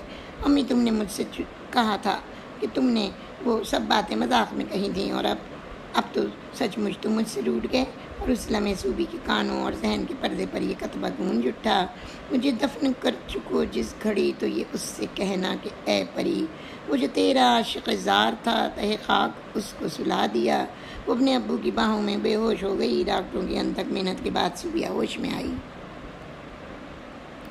وہ ہر وقت سوگوار اور خاموش رہتی تھی۔ سب نے مشورہ دیا کہ اس کو ذہنی صدمے سے بچانے کے لیے جلد از جلد شادی کر دی جائے تاکہ نئے ماحول، نئے لوگوں میں وہ اپنے آپ کو ایڈجسٹ کرنے کی کوشش کرے اور پرانے غموں کو بھول جائے۔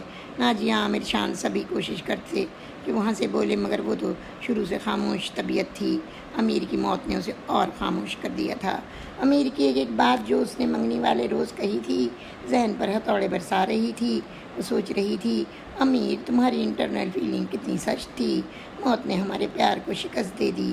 ابو کے منہ سے تمہاری موت کا پیغام سن کر ایسا محسوس ہوا جیسے تم نے وہ شعر مجھے کہلوا دیا ہو، مجھے دفن کر چکو جس گھڑی تو یہ اس سے کہنا کہ اے پری، وہ جو تیرا عاشق زار تھا تہ خاک اس کو سلا دیا۔ امیر، کیا پیار کی دنیا کبھی اتنی مختصر بھی ہوتی ہے؟ ہم تو ایک ہونے سے پہلے ہی بچھڑ گئے۔ کیوں امی، تم کیوں روٹھ گئے؟ کیا میری وفا اور پیار پر بھروسہ نہیں تھا؟ وہ سب کچھ سوچتے سوچتے سسکتی رہی۔ سال یوں ہی دبے پاؤں گزر گیا۔ صوبیہ کا دل بی اے کی بات پڑھنے کو نہ چاہا۔ وہ چپ چاپ گھر میں رہتی۔ امیر کی برسی ہوئی اور نغمہ بیگم اور صفدر صاحب کوئٹہ اس کی برسی میں گئے۔ وہاں سے واپسی پر وہ لوگ کچھ سوچ رہے تھے۔ ایک دن امی نے ناجیہ کے سامنے صوبیہ کے کمرے میں آ کر کہا، صوبیہ بیٹی، مجھے تمہارے دکھ کا اندازہ ہے، مگر بیٹی، مرنے والوں کے ساتھ کوئی مر نہیں جاتا۔ امی، میں آپ کا مطلب نہیں سمجھی، حیران سے بولی۔ بیٹی، امیر کی موت نے 2 گھرانوں کو ہلا کر رکھ دیا ہے۔ اب اس کی برسی ہو گئی ہے۔ تمہارے کچھ رشتے آ رہے ہیں۔ میں چاہتی ہوں کہ اب ہم تمہاری شادی کر دیں۔ مگر امی، ایسی جلدی بھی کیا ہے؟ اسی لیے کہ ماشاءاللہ ناجیہ بھی جوان ہے، تمہارے بعد اس کا بھی کچھ کرنا ہے۔ وہ ہمدردی سے بولی اور صوبیہ کی لبریز آنکھوں کے پیمانے چھلک اٹھے۔ وہ چپ چاپ سر نواڑے بیٹھی رہی۔ ناجی بولی، باجی، ایک فروخ صاحب ہیں، بہت ہینڈسم ہیں، بہت ہی خوبصورت ہیں، بڑے شاندار ہیں، ان کا رشتہ امی کو پسند ہے۔ آج شام ان کے گھر کی عورتیں تمہیں دیکھنے آ رہی ہیں۔ اس کی کیا ضرورت ہے ناجی؟ بھولے سے بولی۔ باجی، تمہیں ان کے سامنے جانا ہوگا۔ نہیں، میں کسی کے سامنے نہیں جاؤں گی، وہ چیخی۔ اور امی تہکمانہ لہجے میں بولی، صوبی، یہ میرا حکم ہے اور تم جانتی ہو کہ میں تمہارے ساتھ اور تم میرے ساتھ کبھی اونچی آواز میں بات نہیں کر سکتے۔ امی، مجھے معاف کر دیں، مجھے سک پڑی اور امی صوبیہ کو سینے سے لگا کر خود بھی رو پڑیں۔ صوبی، میری بچی، جس لڑکی کی دہلیز پر بارات آ کر لوٹ جاتی ہے، اس کے دکھ کا اندازہ مجھے ہے، مگر بیٹی، ان سب باتوں کو خواب سمجھ کر بھول جاؤ۔ امی، امی، اس نے احتجاجاً کہا، اور جو فیصلہ میں کروں گی اور تمہارے ابو کریں گے وہ تمہاری بہتری کے لیے ہوگا۔ امی، میں نے تو ہمیشہ آپ لوگوں کے فیصلے پر اپنا سر جھکایا ہے، مگر خدا کے واسطے مجھے کسی کے سامنے جانے پر مجبور نہ کریں۔ میں شادی سے پہلے کسی کو دیکھنا اور اپنے آپ کو دکھانا نہیں چاہتی۔ مجھے تمہاری سعادت مندی پر فخر ہے بیٹی، اور تمہاری یہ شرط بھی منظور ہے۔ فروخ بالکل امیر کی طرح خوبصورت ہے، تم اسے پا کر سب کچھ بھول جاؤ گی۔ نغمہ بیگم یہ سب کچھ کہہ کر چلی گئیں اور ناجیہ بھی چلی گئی۔ تب صوبیہ اس رات بہت روئی۔ اس نے البم سے امیر کی منگنی کی فوٹو نکالی جس میں وہ اور امیر بیٹھے تھے۔ وہ دلہن بنی تھی۔ وہ سوچ رہی تھی، تو تم امیر اپنی دلہن کسی اور کو دینے پر مصر تھے، جبھی تو روٹ کر چلے گئے۔ تم اچانک میری زندگی میں آ کر کس خاموشی سے چلے گئے۔ ہماری وہ ملاقات واقعی آخری تھی۔ تم نے مجھ سے کہا تھا اور وعدہ لیا تھا کہ میں کسی اور سے شادی کر لوں، تو لو امیر، آج وہ دن بھی آ گیا۔ آج امی نے مجھے کسی اور کی جھولی میں ڈالنے کا فیصلہ کر لیا ہے، مگر میں کیا کر سکتی ہوں امیر؟ اپنے اوپر سے بھروسہ ختم ہو گیا ہے، وفا کا بھرم موت نے توڑ دیا۔ امی، تم جو میری دنیا کے پہلے مرد تھے، میں نے تمہیں دل کے نہا خانوں میں بٹھا کر 4 سال پوجا ہے، مگر تم ان چٹانوں میں پلنے والے بیٹے تھے۔ اپنی شہادت کا خون اور اس کے چھینٹے فضا اور پتھروں میں بکھیر کر موت کی نیند سو گئے، مجھ سے بہت دور، جہاں میں تمہیں اس زندگی میں پا نہیں سکتی۔ اس نے وہ تصویر البم میں لگا دی اور بولی، آج کے بعد امیر، میں اس وارفتگی سے تم سے باتیں نہیں کر پاؤں گی، اس لیے کہ تم تو بہت جلد میرے حق سے دستبردار ہو گئے اور میں میں اب کہیں اور بیاہی جا رہی ہوں، کہیں اور نہ جانے کہاں۔ پھر 15 روز کے اندر اندر اس کی شادی فروخت کے ساتھ طے ہو گئی، دلہن بنائی گئی۔ عامر لاج میں ہر طرف قہقہے گونج رہے تھے۔ صوبیہ کو انتظار تھا کہ رابعہ اور اسما خالہ صابرہ وغیرہ ضرور آئیں گی، مگر وہ لوگ نہیں آئے۔ صوبیہ بجھ سی گئی، بوجھل قدموں اور پرنم آنکھوں کے ساتھ اسے فروخت کے کمرے میں پہنچا دیا گیا۔ فروخ ولا دلہن بنی تھی، ہر طرف خوشی ہی خوشی بکھری تھی۔ وہ اپنی سیج پر بیٹھی تھی، یہ گلاب اور بیلے کی لڑیاں سمیٹ کر کسی نے اس کا گھونگھٹ الٹ دیا اور اس نے گھبرا کر آنکھیں بند کر لیں۔ ماشاء اللہ، بن دیکھے پہچانے مجھے اتنی حسین جیون ساتھی مل جائے گی، کبھی سوچا بھی نہ تھا۔ اس نے گھبرا کر سر جھکا لیا۔ فروخ شرارت سے بولا، سنا ہے آپ عورتوں سے بھی پردہ کرتی ہیں؟ جی، وہ ہولے سے بولی، میری امی آپ کو دیکھنے گئی تھیں تو آپ نے سامنے آنے سے انکار کر دیا تھا۔ جی، اس نے ہولے سے کہا، مگر کیوں؟ وہ تلخ لہجے میں بولی اور صوبیہ لرز گئی۔ ضروری تو نہیں تھا، ضروری اس لیے تھا محترمہ کہ امی کے ساتھ یہ میری پہلی شرط تھی کہ میں لڑکی کو دیکھ کر شادی کروں گا، مگر امی نے تو مجھے یہ خبر سنا دی کہ لڑکی نے تو عورتوں کے سامنے بھی آنے سے انکار کر دیا، تو پھر تم کیسے دیکھ سکتے ہو بھلا؟ جی، وہ مگر ایسی تو بات کوئی نہیں ہے، اس نے گھبرا کر کہا۔ فروخ اسے مزید تنگ کرنے کے موڈ میں تھا، بولا، ہو سکتا ہے میں آپ کے سر پر زبردستی مسلط کر دیا گیا ہوں، ویسے آپ تو میرے اوپر واقعی زبردستی مسلط کر دی گئی ہیں۔ جی، حیران سی نظروں سے وہ اسے دیکھ رہی تھی۔ اس کی مانگ میں پڑی افشاں روشنی میں چمک رہی تھی، خوبصورت ماتھے پر ٹیکا سجا تھا، وہ پہلے کرن لگے دوپٹے نے اس کے خوبصورت چہرے کے گرد ہالا ڈالا ہوا تھا۔ اس وقت فروخ کو وہ بے حد پیاری معصوم لگی۔ وہ پھر بولا، آپ کو کسی اور سے محبت تو نہیں تھی؟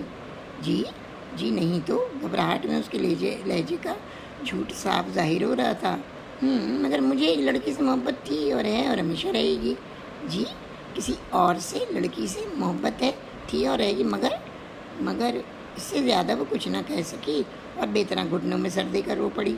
فروخ کہہ رہا تھا، میں نے امی کی پسند کی خاطر تم سے شادی کی ہے اور ان کی بہو بن کر تمہیں اس گھر میں رہنا ہوگا۔ میں اپنی امی کو دل و جان سے چاہتا ہوں اور جبھی تمہیں بن دیکھے بھالے تم سے شادی کر لی، مجھے امید ہے کہ تم انہیں خوش رکھو گی۔ آپ کو کبھی مجھ سے کوئی شکایت نہیں ہوگی، وہ بازو میں منہ چھپا کر بولی۔ فروخ، میں آپ کی یہ بےتنائی برداشت نہیں کر سکتی۔ اگر میں آپ کی پسند نہیں فروخ تو بھی مجھے اپنے اور امی جان کے قدموں میں پڑا رہنے دیجیے گا۔ میں آپ سے کبھی کوئی چیز نہیں مانگوں گی، کچھ بھی نہیں، آپ کا پیار بھی نہیں، آپ کی محبت بھی نہیں، وہ تو قسمت سے ملتی ہے۔ ہو سکتا ہے میری قسمت کا خانہ اس سے خالی ہو۔ بس اب چپ ہو جاؤ، میں تو مذاق کر رہا تھا اور تم رو ہی پڑیں۔ اس کے بالوں میں انگلیاں پھیرتے ہوئے فروخ نے اس کا بھیگا ہوا چہرہ اپنے ہاتھوں میں لے لیا اور بولا، صوبیہ، مجھے معاف کر دو، آج رات مجھے تم سے ایسی باتیں نہیں کرنا چاہیے تھیں۔ تم بنا دیکھے بھالے ہی مجھے بہت پیاری لگی ہو اور میں امی کے غائبانہ پسند کی داد دیتا ہوں۔ اب آنسو پوچھ لو۔ فروخ نے رومال سے اس کے آنسو پوچھ ڈالے۔ بس اب مسکرا دو جانے فروخ۔ اور صوبیہ ہولے سے مسکرا دی۔ فروخ اور اس کے گھر والوں نے پیار کے خزانے اس پر لٹا دیے۔ فروخ آئل ریفائنری میں انجینئر تھے، شادی کو 2 ماہ ہو چکے تھے اور آج جب کوئٹہ تبادلے کی خبر انہوں نے صوبیہ کو سنائی تھی تو اس کے ساتھ ہی امیر کا سراپا اس کے ذہن میں ابھر آیا تھا۔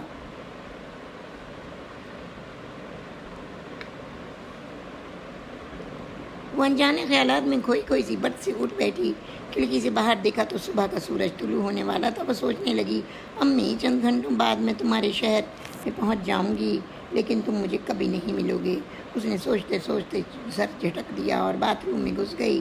آئینہ چہرے میں دیکھا تو اس کی آنکھیں بری طرح سوجی ہوئی تھیں۔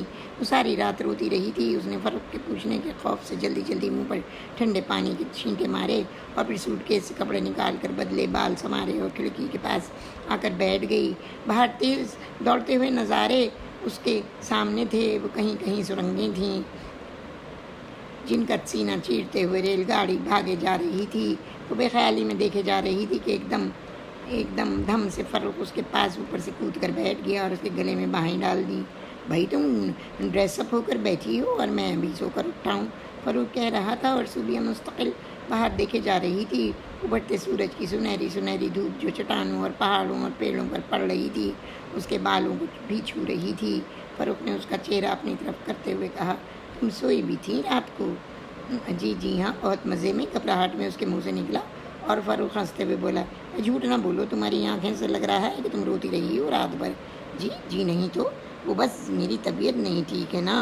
اس نے ٹالنا چاہا، اور فاروق بھی بات ٹالتے ہوئے بولا، میں تو خوب سویا، اٹھا لیا ہوتا مجھے اگر زیادہ طبیعت خراب تھی۔ جی اب ایسی بھی کوئی بات نہیں ہے کہ آپ کو نیند سے بیدار کرتی۔ اچھا بھٹو، ذرا سوٹ کیس سے میرے کپڑے نکال دو، میں بھی بدل لوں، پھر ناشتہ کریں گے۔ جی اچھا۔ اس نے اٹھ کر فاروق کو کپڑے دیے، اور پھر خود ناشتے کے لیے بسکٹ وغیرہ اور خشک میوہ نکالنے لگی۔ ذرا ہی دیر میں فاروق آ گئے، وہ بہت شاندار لگ رہے تھے۔ صوبیہ مسلسل انہیں دیکھ رہی تھی، وہ ایک دم بولے، اب بس بھی کرو بھائی، نظر لگاؤ گی کیا؟ نہیں تو، اس نے مسکرا کر نظریں جھکا لیں، اور فاروق اس کی بے ساختگی و معصوم ادا پر مسکرائے بنا نہ رہ سکا۔ وہ بھی شرما گئی۔ دونوں نے چپ چاپ ڈرائی فروٹس اور بسکٹ کھائے۔ پھر فاروق نے ڈائننگ کار میں چائے کا آرڈر دے دیا۔ فاروق بولے، تم پہلے کبھی کوئٹہ آئی ہو؟ اور جیسے یہ جملے صوبیہ کے گلے میں اٹکنے لگے۔ جی جی نہیں تو، وہ صاف جھوٹ بول گئی۔ خیر میں تمہیں کوئٹہ گھما دوں گا، میرا ایک دوست ہے یہاں، اس کے گھر میں آ کر ٹھہرا کرتا تھا، مگر اب تم ساتھ ہو تو میں نے ہوٹل میں رہنا پسند کیا ہے۔ تمہاری کیا رائے ہے؟ ٹھیک ہے، تمہیں بنگلہ ملنے تک ہوٹل میں اکیلے رہنا پڑے گا، رہ لو گی؟ جی جی ہاں۔ ڈر تو نہیں لگے گا کیونکہ میں تو کام پر چلا جایا کروں گا، وہ نوکر تو ساتھ ہوں گے؟ ہاں، انہیں بھی میں اپنے دوست کے گھر ٹھہرا دوں گا۔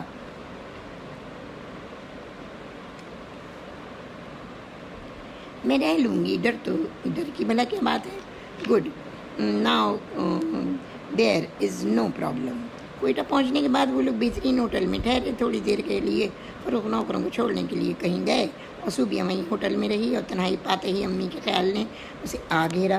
وہ سوچنے لگی، امیر، میں آج تمہارے چٹانوں کے شہر میں پھر آئی ہوں، تم سے ملنے ضرور آؤں گی۔ تم سے مل کر تو مجھے وہ آنسوؤں کا خزانہ بہانا ہے جو میرے سینے میں دفن ہے۔ ٹپ ٹپ آنسو گالوں پر بہے، اور فاروق نے اسی وقت اس کے کاندھے پر ہاتھ رکھ کر کہا، طبیعت نہیں ٹھیک ہے کیا؟ جی جی ہاں۔ اس نے جلدی سے دوپٹے کے کونے سے آنسو پہنچ ڈالے۔ دوسری صبح فاروق نوکری کا کہہ کر چلے گئے، اور جاتے ہی صوبیہ نے پوچھ ہی لیا، کتنے بجے آئیں گے آپ؟ کیوں، کیا تمہیں کہیں جانا ہے؟ نہیں تو، میں تو یہاں کچھ بھی نہیں جانتی، اس نے گھبراہٹ میں جھوٹ بولا۔ میں رات 8-9 بجے کے قریب آؤں گا، بور مت ہونا کہیں۔ جی جی اچھا۔ فاروق کے جاتے ہی صوبیہ کے ذہن میں امیر کا خیال آ گیا۔ رات اس نے امیر کو خواب میں دیکھا تھا، وہ کہہ رہا تھا، مجھ سے ملنے نہیں آؤ گی صوبی؟ دیکھو، میں نہ کہتا تھا کہ تم اور میں الگ الگ ہیں، مجھ سے صرف اور صرف ایک بار آ کر مل لو، بار آ کر مل لو۔ صوبیہ کی چیخ نکل گئی تھی سوتے میں، اور فاروق نے ایک دم لائٹ جلا کر پوچھا، کیا ہوا؟ وہ خواب میں ڈر گئی فاروق، اور تو کوئی خاص بات نہیں ہے۔ دوسرے ہی لمحے فاروق سو چکا تھا، اور وہ ساری رات جاگتی رہی تھی کہ کب صبح ہو، فاروق جائے تو وہ امیر کی قبر پر جائے۔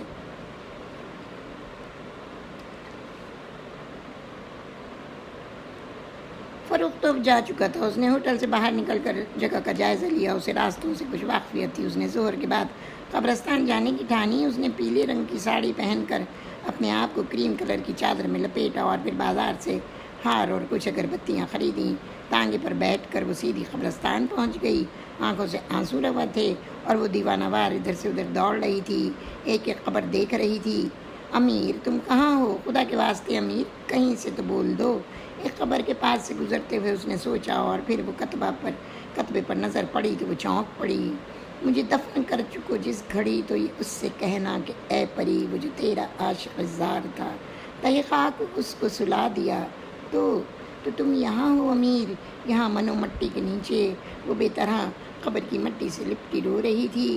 ہار اس نے قبر پر ڈالے اور اگربتیاں جلا دیں، اور پھر یوں ہی قبر کے سرانے کتبے کو چوم چوم کر روتی رہی، امیر، میں تم کو کیسے بھلا دوں؟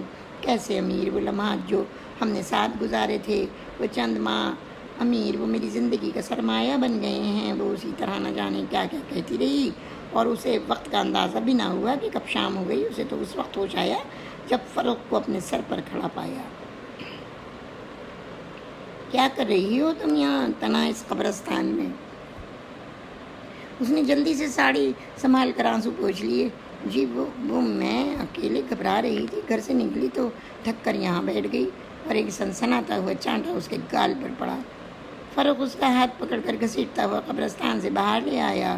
وہ جگہ بالکل سنسان تھی۔ تو یہ ہے وہ ہستی جس کی یاد میں تم شادی کے بعد سے چھپ چھپ کر آنسو بہاتی رہتی ہو؟ وہ چیخا۔ جی نہیں تو، وہ سہم کر بولی۔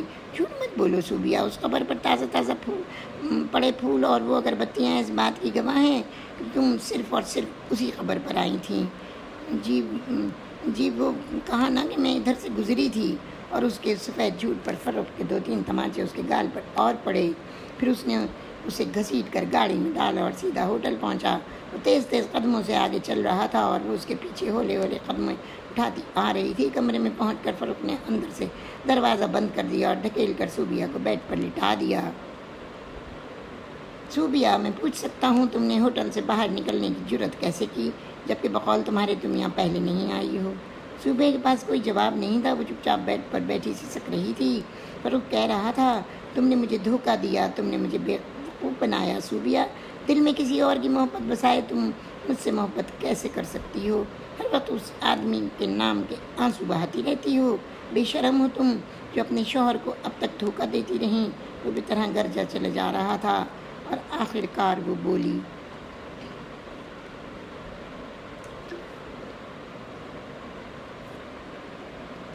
چپ ہو جائیے فاروق، چپ ہو جائیے۔ نہیں، آج میں تمہیں اس بات کی سزا ضرور دوں گا، اس جھوٹ کی سزا ضرور دوں گا جو تم میرے ساتھ بولتی آئی ہو۔ مگر فاروق، کچھ اگر مگر نہیں صوبیہ، تمہاری معصومیت کا پردہ چاک ہو گیا ہے اور یہ بات صاف ظاہر ہو چکی ہے کہ تم پہلے کسی کی محبوبہ رہ چکی ہو۔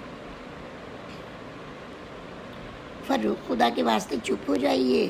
نہیں، آج میں چپ نہیں رہوں گا۔ تم نے میرے صبر کو 2 ماہ سے آزمایا ہوا ہے۔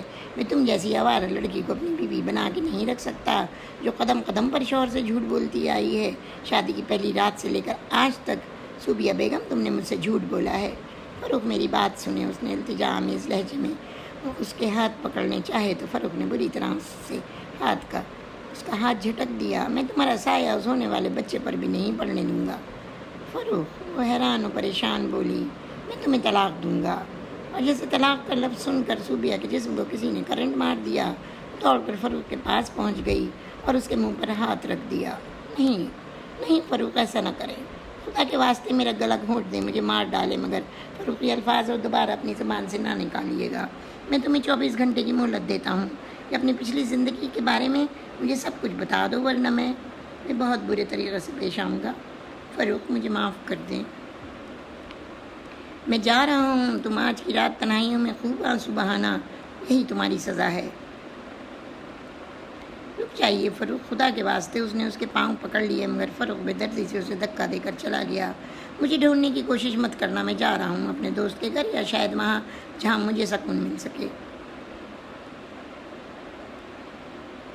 صوبیہ چکرا کر وہیں گر پڑی اور بے ہوش ہو گئی۔ نہ جانے وہ کب تک یوں ہی پڑی رہی۔ جب ہوش آیا تو رات بہت تاریک تھی۔ اس کے ذہن میں صرف فاروق کے کہے ہوئے الفاظ تھے، اگر 24 گھنٹے کے اندر تم نے اپنے ماضی کے بارے میں مجھے نہیں بتایا تو میں تمہیں طلاق دے دوں گا۔ فاروق، نہیں، میں تمہیں ایسا نہیں کرنے دوں گی۔ میں آوارہ نہیں فاروق، میں عیبدار بھی نہیں، مگر فاروق، میں نے محبت کا جرم کیا ہے۔ میں نے امیر سے محبت کی تھی، ہماری محبت بہت پاکیزہ تھی فاروق۔ یقین کرو، میں نے اپنا سارا پیار اس پر اس لیے وار دیا تھا کہ میری اس کے ساتھ شادی ہونے والی تھی، بس، اور تو کوئی بات بھی نہیں ہے، کوئی بھی بات نہیں فاروق۔ مگر میں کس کو اپنی گواہی کے لیے پیش کروں؟ پھر اس کے دماغ میں ایک دم رابو اور اسما بیگم کا خیال آیا۔ خالہ، آپ مجھے بچا سکتی ہیں، آپ میری پاکیزہ محبت کی گواہ ہیں نا، میں فاروق کے بغیر کیسے رہوں گی؟ انہوں نے تو مجھے 2 ماہ میں لازوال محبت دی ہے۔ نہیں فاروق، نہیں، تم مجھے طلاق نہیں دے سکتے، میں یہ غم نہ اٹھا سکوں گی، میں بالکل بے گناہ ہوں۔ دوسری صبح وہ ٹھنڈی سڑک پر بنی کوٹھی میں امیر کے گھر پہنچ گئی۔ اسما خالہ باورچی خانے میں تھیں اور رابعہ اپنے بیڈ روم میں، باقی لڑکیاں معلوم نہیں کہاں تھیں۔ ارے صوبیہ بیٹی، یہ تم نے اپنا کیا حال بنایا ہوا ہے؟ خالہ امی، خدا کے واسطے میری مدد کریں، وہ فاروق مجھ سے ناراض ہو گئے ہیں، وہ مجھے طلاق دے دیں گے۔ خالہ امی، ان سے کہہ دیجئے کہ میرا دامن داغدار نہیں، امیر سے منگنی ہونے کے باوجود میں بے گناہ گار نہیں ہوں۔ خالہ امی، خدا کے واسطے میرے سہاگ کو بچا لیں، یہاں میں کسی کو نہیں جانتی، اور فاروق نے مجھے 24 گھنٹے دیے ہیں صفائی پیش کرنے کے لیے۔ وہ بے طرح بولے جا رہی تھی۔ اسما بیگم کی آنکھوں میں بھی آنسو رواں تھے۔ بیٹی تم نادان ہو، امیر تو میرا بیٹا تھا، منو مٹی میں دب گیا، اب تو جو تمہارا سہاگ ہے اس کی تمہیں لاج رکھنا ہے۔ بیٹی دنیا کا کوئی شوہر یہ برداشت نہیں کر سکتا کہ اس کی بیوی کے دل میں اس کے سوا کسی اور مرد کا خیال تک آئے، اور گڑیا میری بچی تیرا سارا پیار اپنے شوہر، اپنے گھر اور بچوں کے لیے ہونا چاہیے۔ وہ اس کے سر پر ہاتھ پھیرتے ہوئے بولی، جہاں رابو اپنے بیڈ روم میں ہے، تو وہاں چل کر بیٹھ۔ وہ بجھل قدموں سے چلتی ہوئی اوپر رابو کے کمرے میں آ گئی۔ ویران اداس آنکھیں لیے اس نے دروازے میں قدم رکھا تو رابو چونک پڑی۔ باجی آپ، ارے وہ دولہا بھائی کہاں ہیں؟ آپ کی طبیعت تو ٹھیک ہے؟ اس نے صوبیہ کا ہاتھ پکڑ کر بیڈ پر بٹھا دیا، اور صوبیہ اس کے گلے مل کر بہت روئی، اور پھر اپنی اور فروخت کی ساری باتیں اس کو بتائیں۔ وہ بولی، اچھی باجی، امی بھیا تو ہم سب سے روٹھ گئے، مگر فروخت تو آپ کا سہاگ ہے۔ آپ ان کو سب کچھ بتا دیں باجی، میں آپ کی گواہی دوں گی کہ میری باجی اور بھیا کا بہت پاکیزہ رشتہ تھا۔ مگر رابو، فروخت بہت سخت ناراض ہے مجھ سے، آپ انہیں ہمارے گھر لے کر کیوں نہیں آئیں؟ میں نے تو ڈر کے مارے انہیں کچھ بھی نہیں بتایا رابو، مگر اس رات میں نے امی کو خواب میں دیکھا، وہ مجھے بلا رہا تھا، میں ایک انجانے جذبے کے تحت اس کی خبر پر چلی گئی، اور فروخت نے اس بات کا بہت برا مانا۔ باجی آپ واپس چلی جائیں اور انہیں لے کر آئیے گا، انہیں سب کچھ بتا دیں تاکہ غلط فہمیوں کی دیوار گر جائے۔ آپ کی منزل صرف اور صرف فروخت بھیا ہے۔ اور پھر جب شام وہ ہوٹل واپس آئی اور دروازہ کھولا تو اندر فروخت لیٹا تھا۔ صوبیہ سہم گئی۔ وہ گھر جا کہاں سے آ رہی ہو؟ جی وہ میں بس ایسے ہی۔ پھر گئی ہوگی اس قبر پر پھول چڑھانے اور آنسو بہانے، اس لیے کہ تم مروں کو زیادہ پوچھتی ہو اور زندہ شوہر کی تو تمہیں پرواہ ہی نہیں ہے۔ نہیں، یہ بات نہیں ہے فروخت۔ پھر کیا بات ہے؟ میں پوچھ رہا ہوں کہ کہاں سے آ رہی ہو؟ تمہارے 24 گھنٹے پورے ہونے والے ہیں، اور اس کے بعد میں تمہیں مکمل آزادی دے دوں گا، جہاں تم چاہو، جس کے پاس چاہو جا سکتی ہو۔ اور دروازے میں کھڑی صوبیہ ایک دم سے دوڑ کر لیٹے ہوئے فروخت کے پیروں سے لپٹ گئی۔ بس بس فروخت، خدا را مجھے اتنی بڑی گالی نہ دیں، میں آپ کی مجرم ہوں۔ یہ سچ ہے، میں آپ کی گناہ گار ہوں، اس لیے کہ میں نے آپ سے مصلحتاً جھوٹ بولا تھا۔ میں آپ سے اب کچھ بھی نہیں چھپاؤں گی۔ وہ اس کے پیروں سے لپٹی بری طرح سے سک رہی تھی۔ پھر اختیار بولی، فروخت یقین کریں میرے ماں باپ میں اب اتنا حوصلہ نہیں ہوگا کہ وہ میری لٹی زندگی کے لاشے کو کاندھا دے سکیں۔ آپ مجھے مار ڈالیں، اپنے ان ہاتھوں سے ختم کر دیں، مگر خدا را مجھے چھوڑیے نہیں۔ اگر آپ نے مجھے چھوڑ دیا تو پھر میں اپنی زندگی کو ختم کر لوں گی، ہمیشہ ہمیشہ کے لیے، مگر اپنے ماں باپ کے دروازے کبھی واپس نہیں جاؤں گی۔ وہ بے طرح کہہ رہی تھی۔ فروخت نے اٹھ کر اسے ایک گلاس پانی دیا۔ پانی پیو اور مجھے بتاؤ کہ تمہیں کیا دکھ تھا یا ہے؟ صوبیہ نے اپنی بے ترتیب سانسیں روک کر کہا۔ فروخت، اسما خالہ میری امی کی بچپن کی دوست ہیں، وہ یہیں کوئٹہ میں رہتی ہیں۔ 4 سال پہلے ان کے بے حد اصرار پر ہم لوگ کوئٹہ آئے تھے، یہیں مجھے امیر ملے تھے، اسما خالہ کے بڑے بیٹے، انہوں نے مجھے پہلی دفعہ دیکھ کر پسند کر لیا اور کچھ دن بعد ہی مجھے پرپوز کر دیا۔ جب ہم کراچی آئے تو خالہ امی نے رشتے کا پیغام بھیجا۔ میرا اصرار تھا کہ شادی BA کے بعد ہوگی، اس لیے وہ لوگ منگنی کرنے آ گئے۔ تب امیر نے مجھ سے اس روز کہا تھا جب میں دلہن بنی بیٹھی تھی کہ اگر میں مر جاؤں تو تم کسی اور سے شادی کر لینا، میرا غم مت کرنا، اور جانتی ہو میری خبر پر کیا کتبہ لکھا ہوگا؟ وہ یہ ہوگا، مجھے دفن کر چکو جس گھڑی تو یہ اس سے کہنا کہ اے پری، وہ جو تیرا عاشق زار تھا تہہ خاک اس کو سلا دیا۔ میں نے امیر سے التجا کی تھی کہ ویسی باتیں نہ کرے، تو وہ بولا، صوبیہ میں نے بچپن سے لے کر جوانی تک پہاڑوں میں زندگی گزاری ہے، میری چھٹی حس کہتی ہے کہ ہمارا ملاپ کبھی نہیں ہوگا، ہو سکتا ہے کان میں کوئی حادثہ مجھے موت کی نیند سلا دے۔ صوبیہ دوپٹے کے کونے سے آنسو پوچھتے ہوئے کہہ رہی تھی، اور پھر اس کا وہم حقیقت میں بدل گیا۔ کان کے ایک دھماکے میں وہ ہمیشہ کے لیے ختم ہو گیا۔ شادی کی تیاری موت کی چیخوں میں دب کر رہ گئی، اور میں ایسا ٹوٹ کر بکھری کہ اس صدمے کی وجہ سے بیمار پڑ گئی۔ شاید 15-20 دن کوما میں رہی، اور اس کے بعد مجھے کچھ خبر نہیں گھر میں کیا کچھ ہوتا رہا۔ میں تو ہر وقت روتی رہتی تھی، بس یوں ہی چپ چاپ، نہ جانے کیوں۔ امیر سے میرا کوئی رشتہ نہیں تھا، وہ میرا کزن بھی نہیں تھا، مگر شاید مجھے اس سے پیار اس لیے تھا کہ وہ میرا ہونے والا شوہر تھا، اور اس سے زیادہ کچھ بھی نہیں، اور اس سے زیادہ ہماری حدیں کبھی نہیں بڑھیں۔ اس کی موت نے میری سوچنے سمجھنے کی صلاحیت سلب کر دی تھی۔ پھر جب امی نے آپ کے بارے میں پوچھا تو میں نے ان سے کہہ دیا کہ امی آپ جو مناسب سمجھے کریں، مگر خدا را مجھے مجبور نہ کیجیے کہ میں کسی کو دیکھوں اور دکھلاؤں، اس لیے کہ میں ان مراحل سے گزر کر کوئی شبہ اپنے ذہن میں بنا کر، شبیہ اپنے ذہن میں بنا کر پھر اسے کھونا نہیں چاہتی تھی۔ وہ اس کے پاس بیٹھی سسک کر ساری داستان سنا رہی تھی۔ اس کا دل بری طرح دھڑک رہا تھا۔ اس نے فروخ کی طرف دیکھا، وہ لیٹا ہوا اس کی طرف دیکھ رہا تھا۔ اس کی سمجھ میں کچھ نہ آیا کہ وہ کیا کرے، اور پھر وہ بولی، فروخ اس شام قبرستان چلی گئی تھی، اس لیے کہ میں نے رات کو امیر کو خواب میں دیکھا تھا۔ وہ مجھ سے کہہ رہا تھا، صوبیہ تم اس شہر میں آئی ہو تو کم از کم ایک دفعہ میری تربت پر پھول تو چڑھا دو۔ اور نہ جانے کس جذبے کے تحت میرے قدم خود بخود اٹھ گئے۔ اس شہر خاموشاں کی ویرانیوں نے میرے حواس معطل کر دیے۔ مجھے وقت کا کچھ اندازہ بھی نہیں ہوا اور آپ آ گئے، اور آج میں خالہ امی کے گھر گئی تھی، شاید اس لیے کہ اپنی پاکیزگی اور بے گناہی کے گواہ پیش کر سکوں۔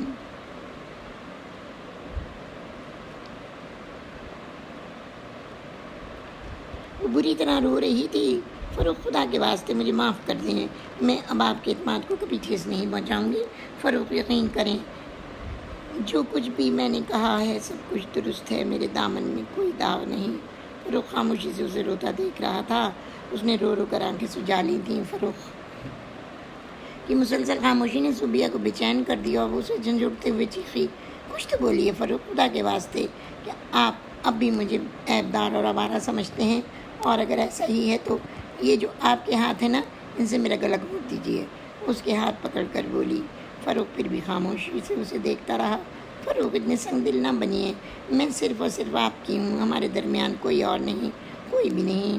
آپ میرا سہاگ ہیں فروخ، دیکھیں ابھی تو میری مہندی کا رنگ بھی پھیکا نہیں پڑا، میں ایک بار کیسے لٹ جاؤں؟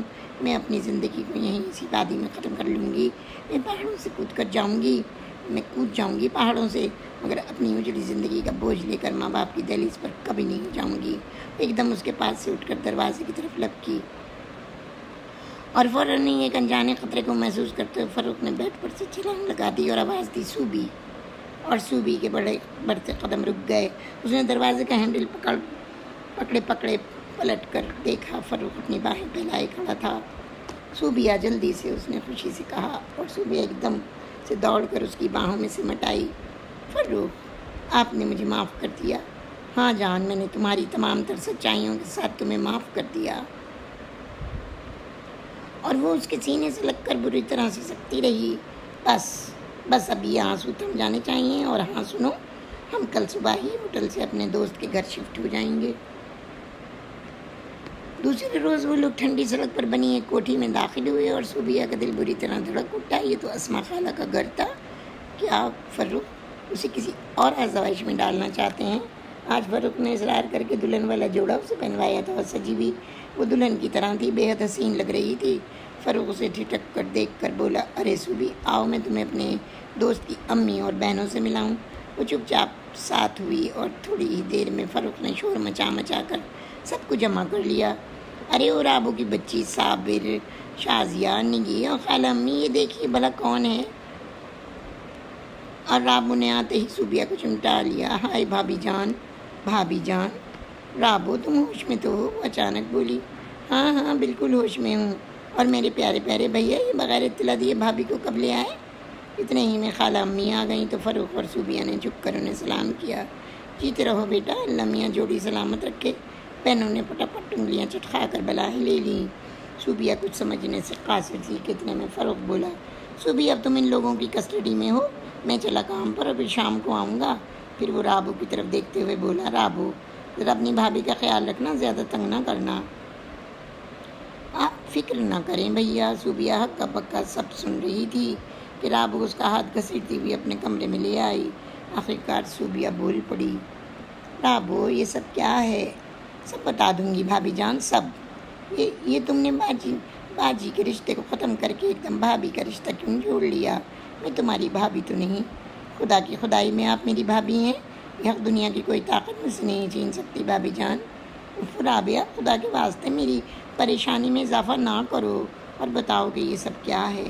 تو سنیں بھابھی جان، فروخ بھیا اور میر بھیا بچپن کے دوست ہیں، ساتھ پلے بڑے ہیں۔ پھر فاروق بھیا کا تبادلہ کراچی نوکری کے سلسلے میں ہو گیا۔ امیر بھیا فاروق بھیا کو سگے بھائیوں سے بڑھ کر چاہتے تھے۔ حادثے سے چند روز پہلے جب فاروق بھیا پچھلے سال کراچی آئے تھے تو ایک دن کیرم کھیلتے کھیلتے بھیا بولے، یار فاروق ایک بات کہوں؟ کیا بھلا؟ وہ یہ کہ اگر میں مر جاؤں تو تم میری دلہن کو اپنا لینا۔ کیا بکواس ہے، فاروق جھلائے۔ ارے یار، میری انٹرنل فیلنگ کہتی ہے کہ میں اسے نہیں پا سکوں گا، مگر تمہاری منگنی تو ہو گئی ہے تو اس سے کیا ہوتا ہے رابو؟ تم ہماری گواہ رہنا کہ اگر میں مر گیا تو یہ صوبی کو ضرور تمہاری بھابھی بنا کر لائے گا، اور انہوں نے تمہاری تصویریں بھائیا کو دکھا دیں۔ مگر امیر، یہ کیسے ہو سکتا ہے؟ اور اس روز مذاق کی بات ختم ہو گئی۔ فاروق بھیا ہمارے گھر ہی ٹھہرے تھے کہ وہ جہاں کناں حادثہ پیش آیا۔ امی ابو اور ہم سب اور فاروق بھائی کا روتے روتے برا حال ہو گیا۔ پھر زندگی معمول پر آنے لگی کہ ایک ہفتے بعد ہی نغمہ خالہ کا دکھ بھرا خط امی کے نام آیا، جس میں انہوں نے لکھا تھا کہ آپ کی حالت نازک ہے اور آپ سکتے میں ہیں۔ میں رو رہی تھی، اپنے تکیے میں منہ چھپائے کہ فاروق بھائی آ گئے۔ انہیں کچھ معلوم نہ تھا۔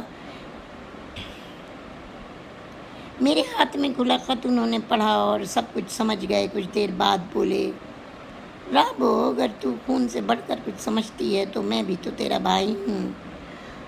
امیر کو ناگہاں موت نے ہم سے چھین لیا تو کیا ہوا؟ ابھی تیرا ایک اور بڑا بھائی تو موجود ہے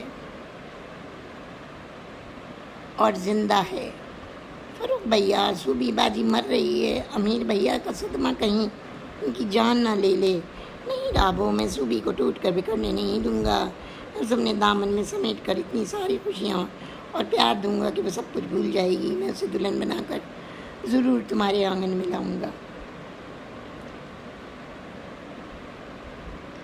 اور پھر جب بھیا کی برسی کے موقع پر نغمہ خالہ اور خالو سب در آئے تو امی ابو نے یہ تجویز پیش کر دی۔ انہوں نے منظور کر لی، اور پھر جب ہی آپ کے گھر فاروق بھائی کی امی گئی تھیں، شادی کے بعد کے سب حالات کی مجھے خبر ہے۔ فاروق بھائی نے بتایا کہ آپ بس خاموش رہتی ہیں، بات بات کیے روئے دیتی ہیں۔ شاید امیر بھائی کا دکھ بری طرح آپ کے اعصاب پر چھایا تھا۔ ڈاکٹروں سے مشورے کے بعد بھیا نے آپ کے ساتھ ایسا رویہ بدلا۔ وہ آپ کو کوئٹہ علاج ہی کی غرض سے لائے تھے اور برین واشنگ کرنا چاہتے تھے، اور یہ ایک کڑی کے طور پر آپ کو لے کے آئے تھے تاکہ آپ یہاں سب باتیں یاد کر کے جی بھر کے رو لیں۔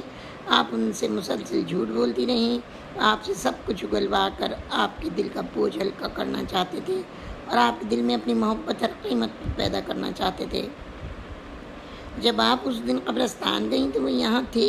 واپسی پر آپ نہ ملیں تو وہ سیدھے قبرستان گئے اور ان کا شک درست نکلا۔ آپ امیر بھیا کی قبر سے لگی رو رہی تھیں۔ انہوں نے سخت رویہ اس لیے اختیار کیا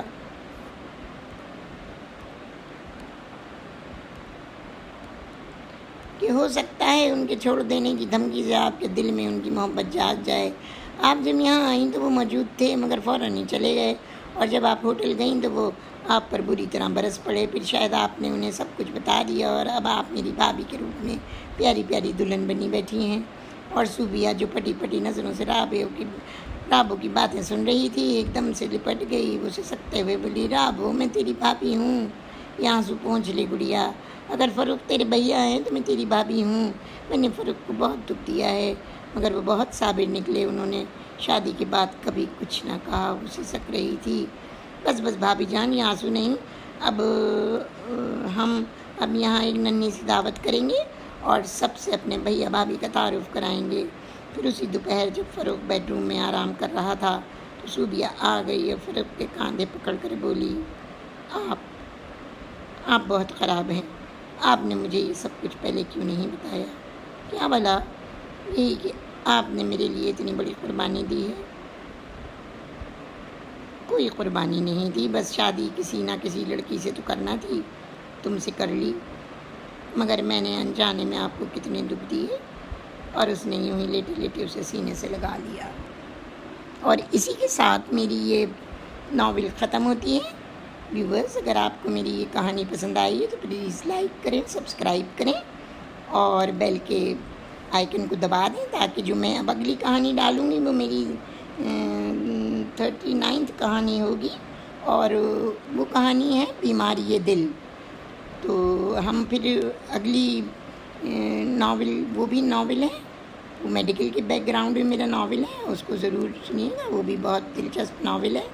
تو ہم پھر اگلی کہانی تک کے لیے آپ سے اجازت چاہتے ہیں، انشاءاللہ پھر ملاقات ہوگی۔ یہ میری 38 کہانی ناول تھا، تو اب اجازت دیجیے، اللہ حافظ۔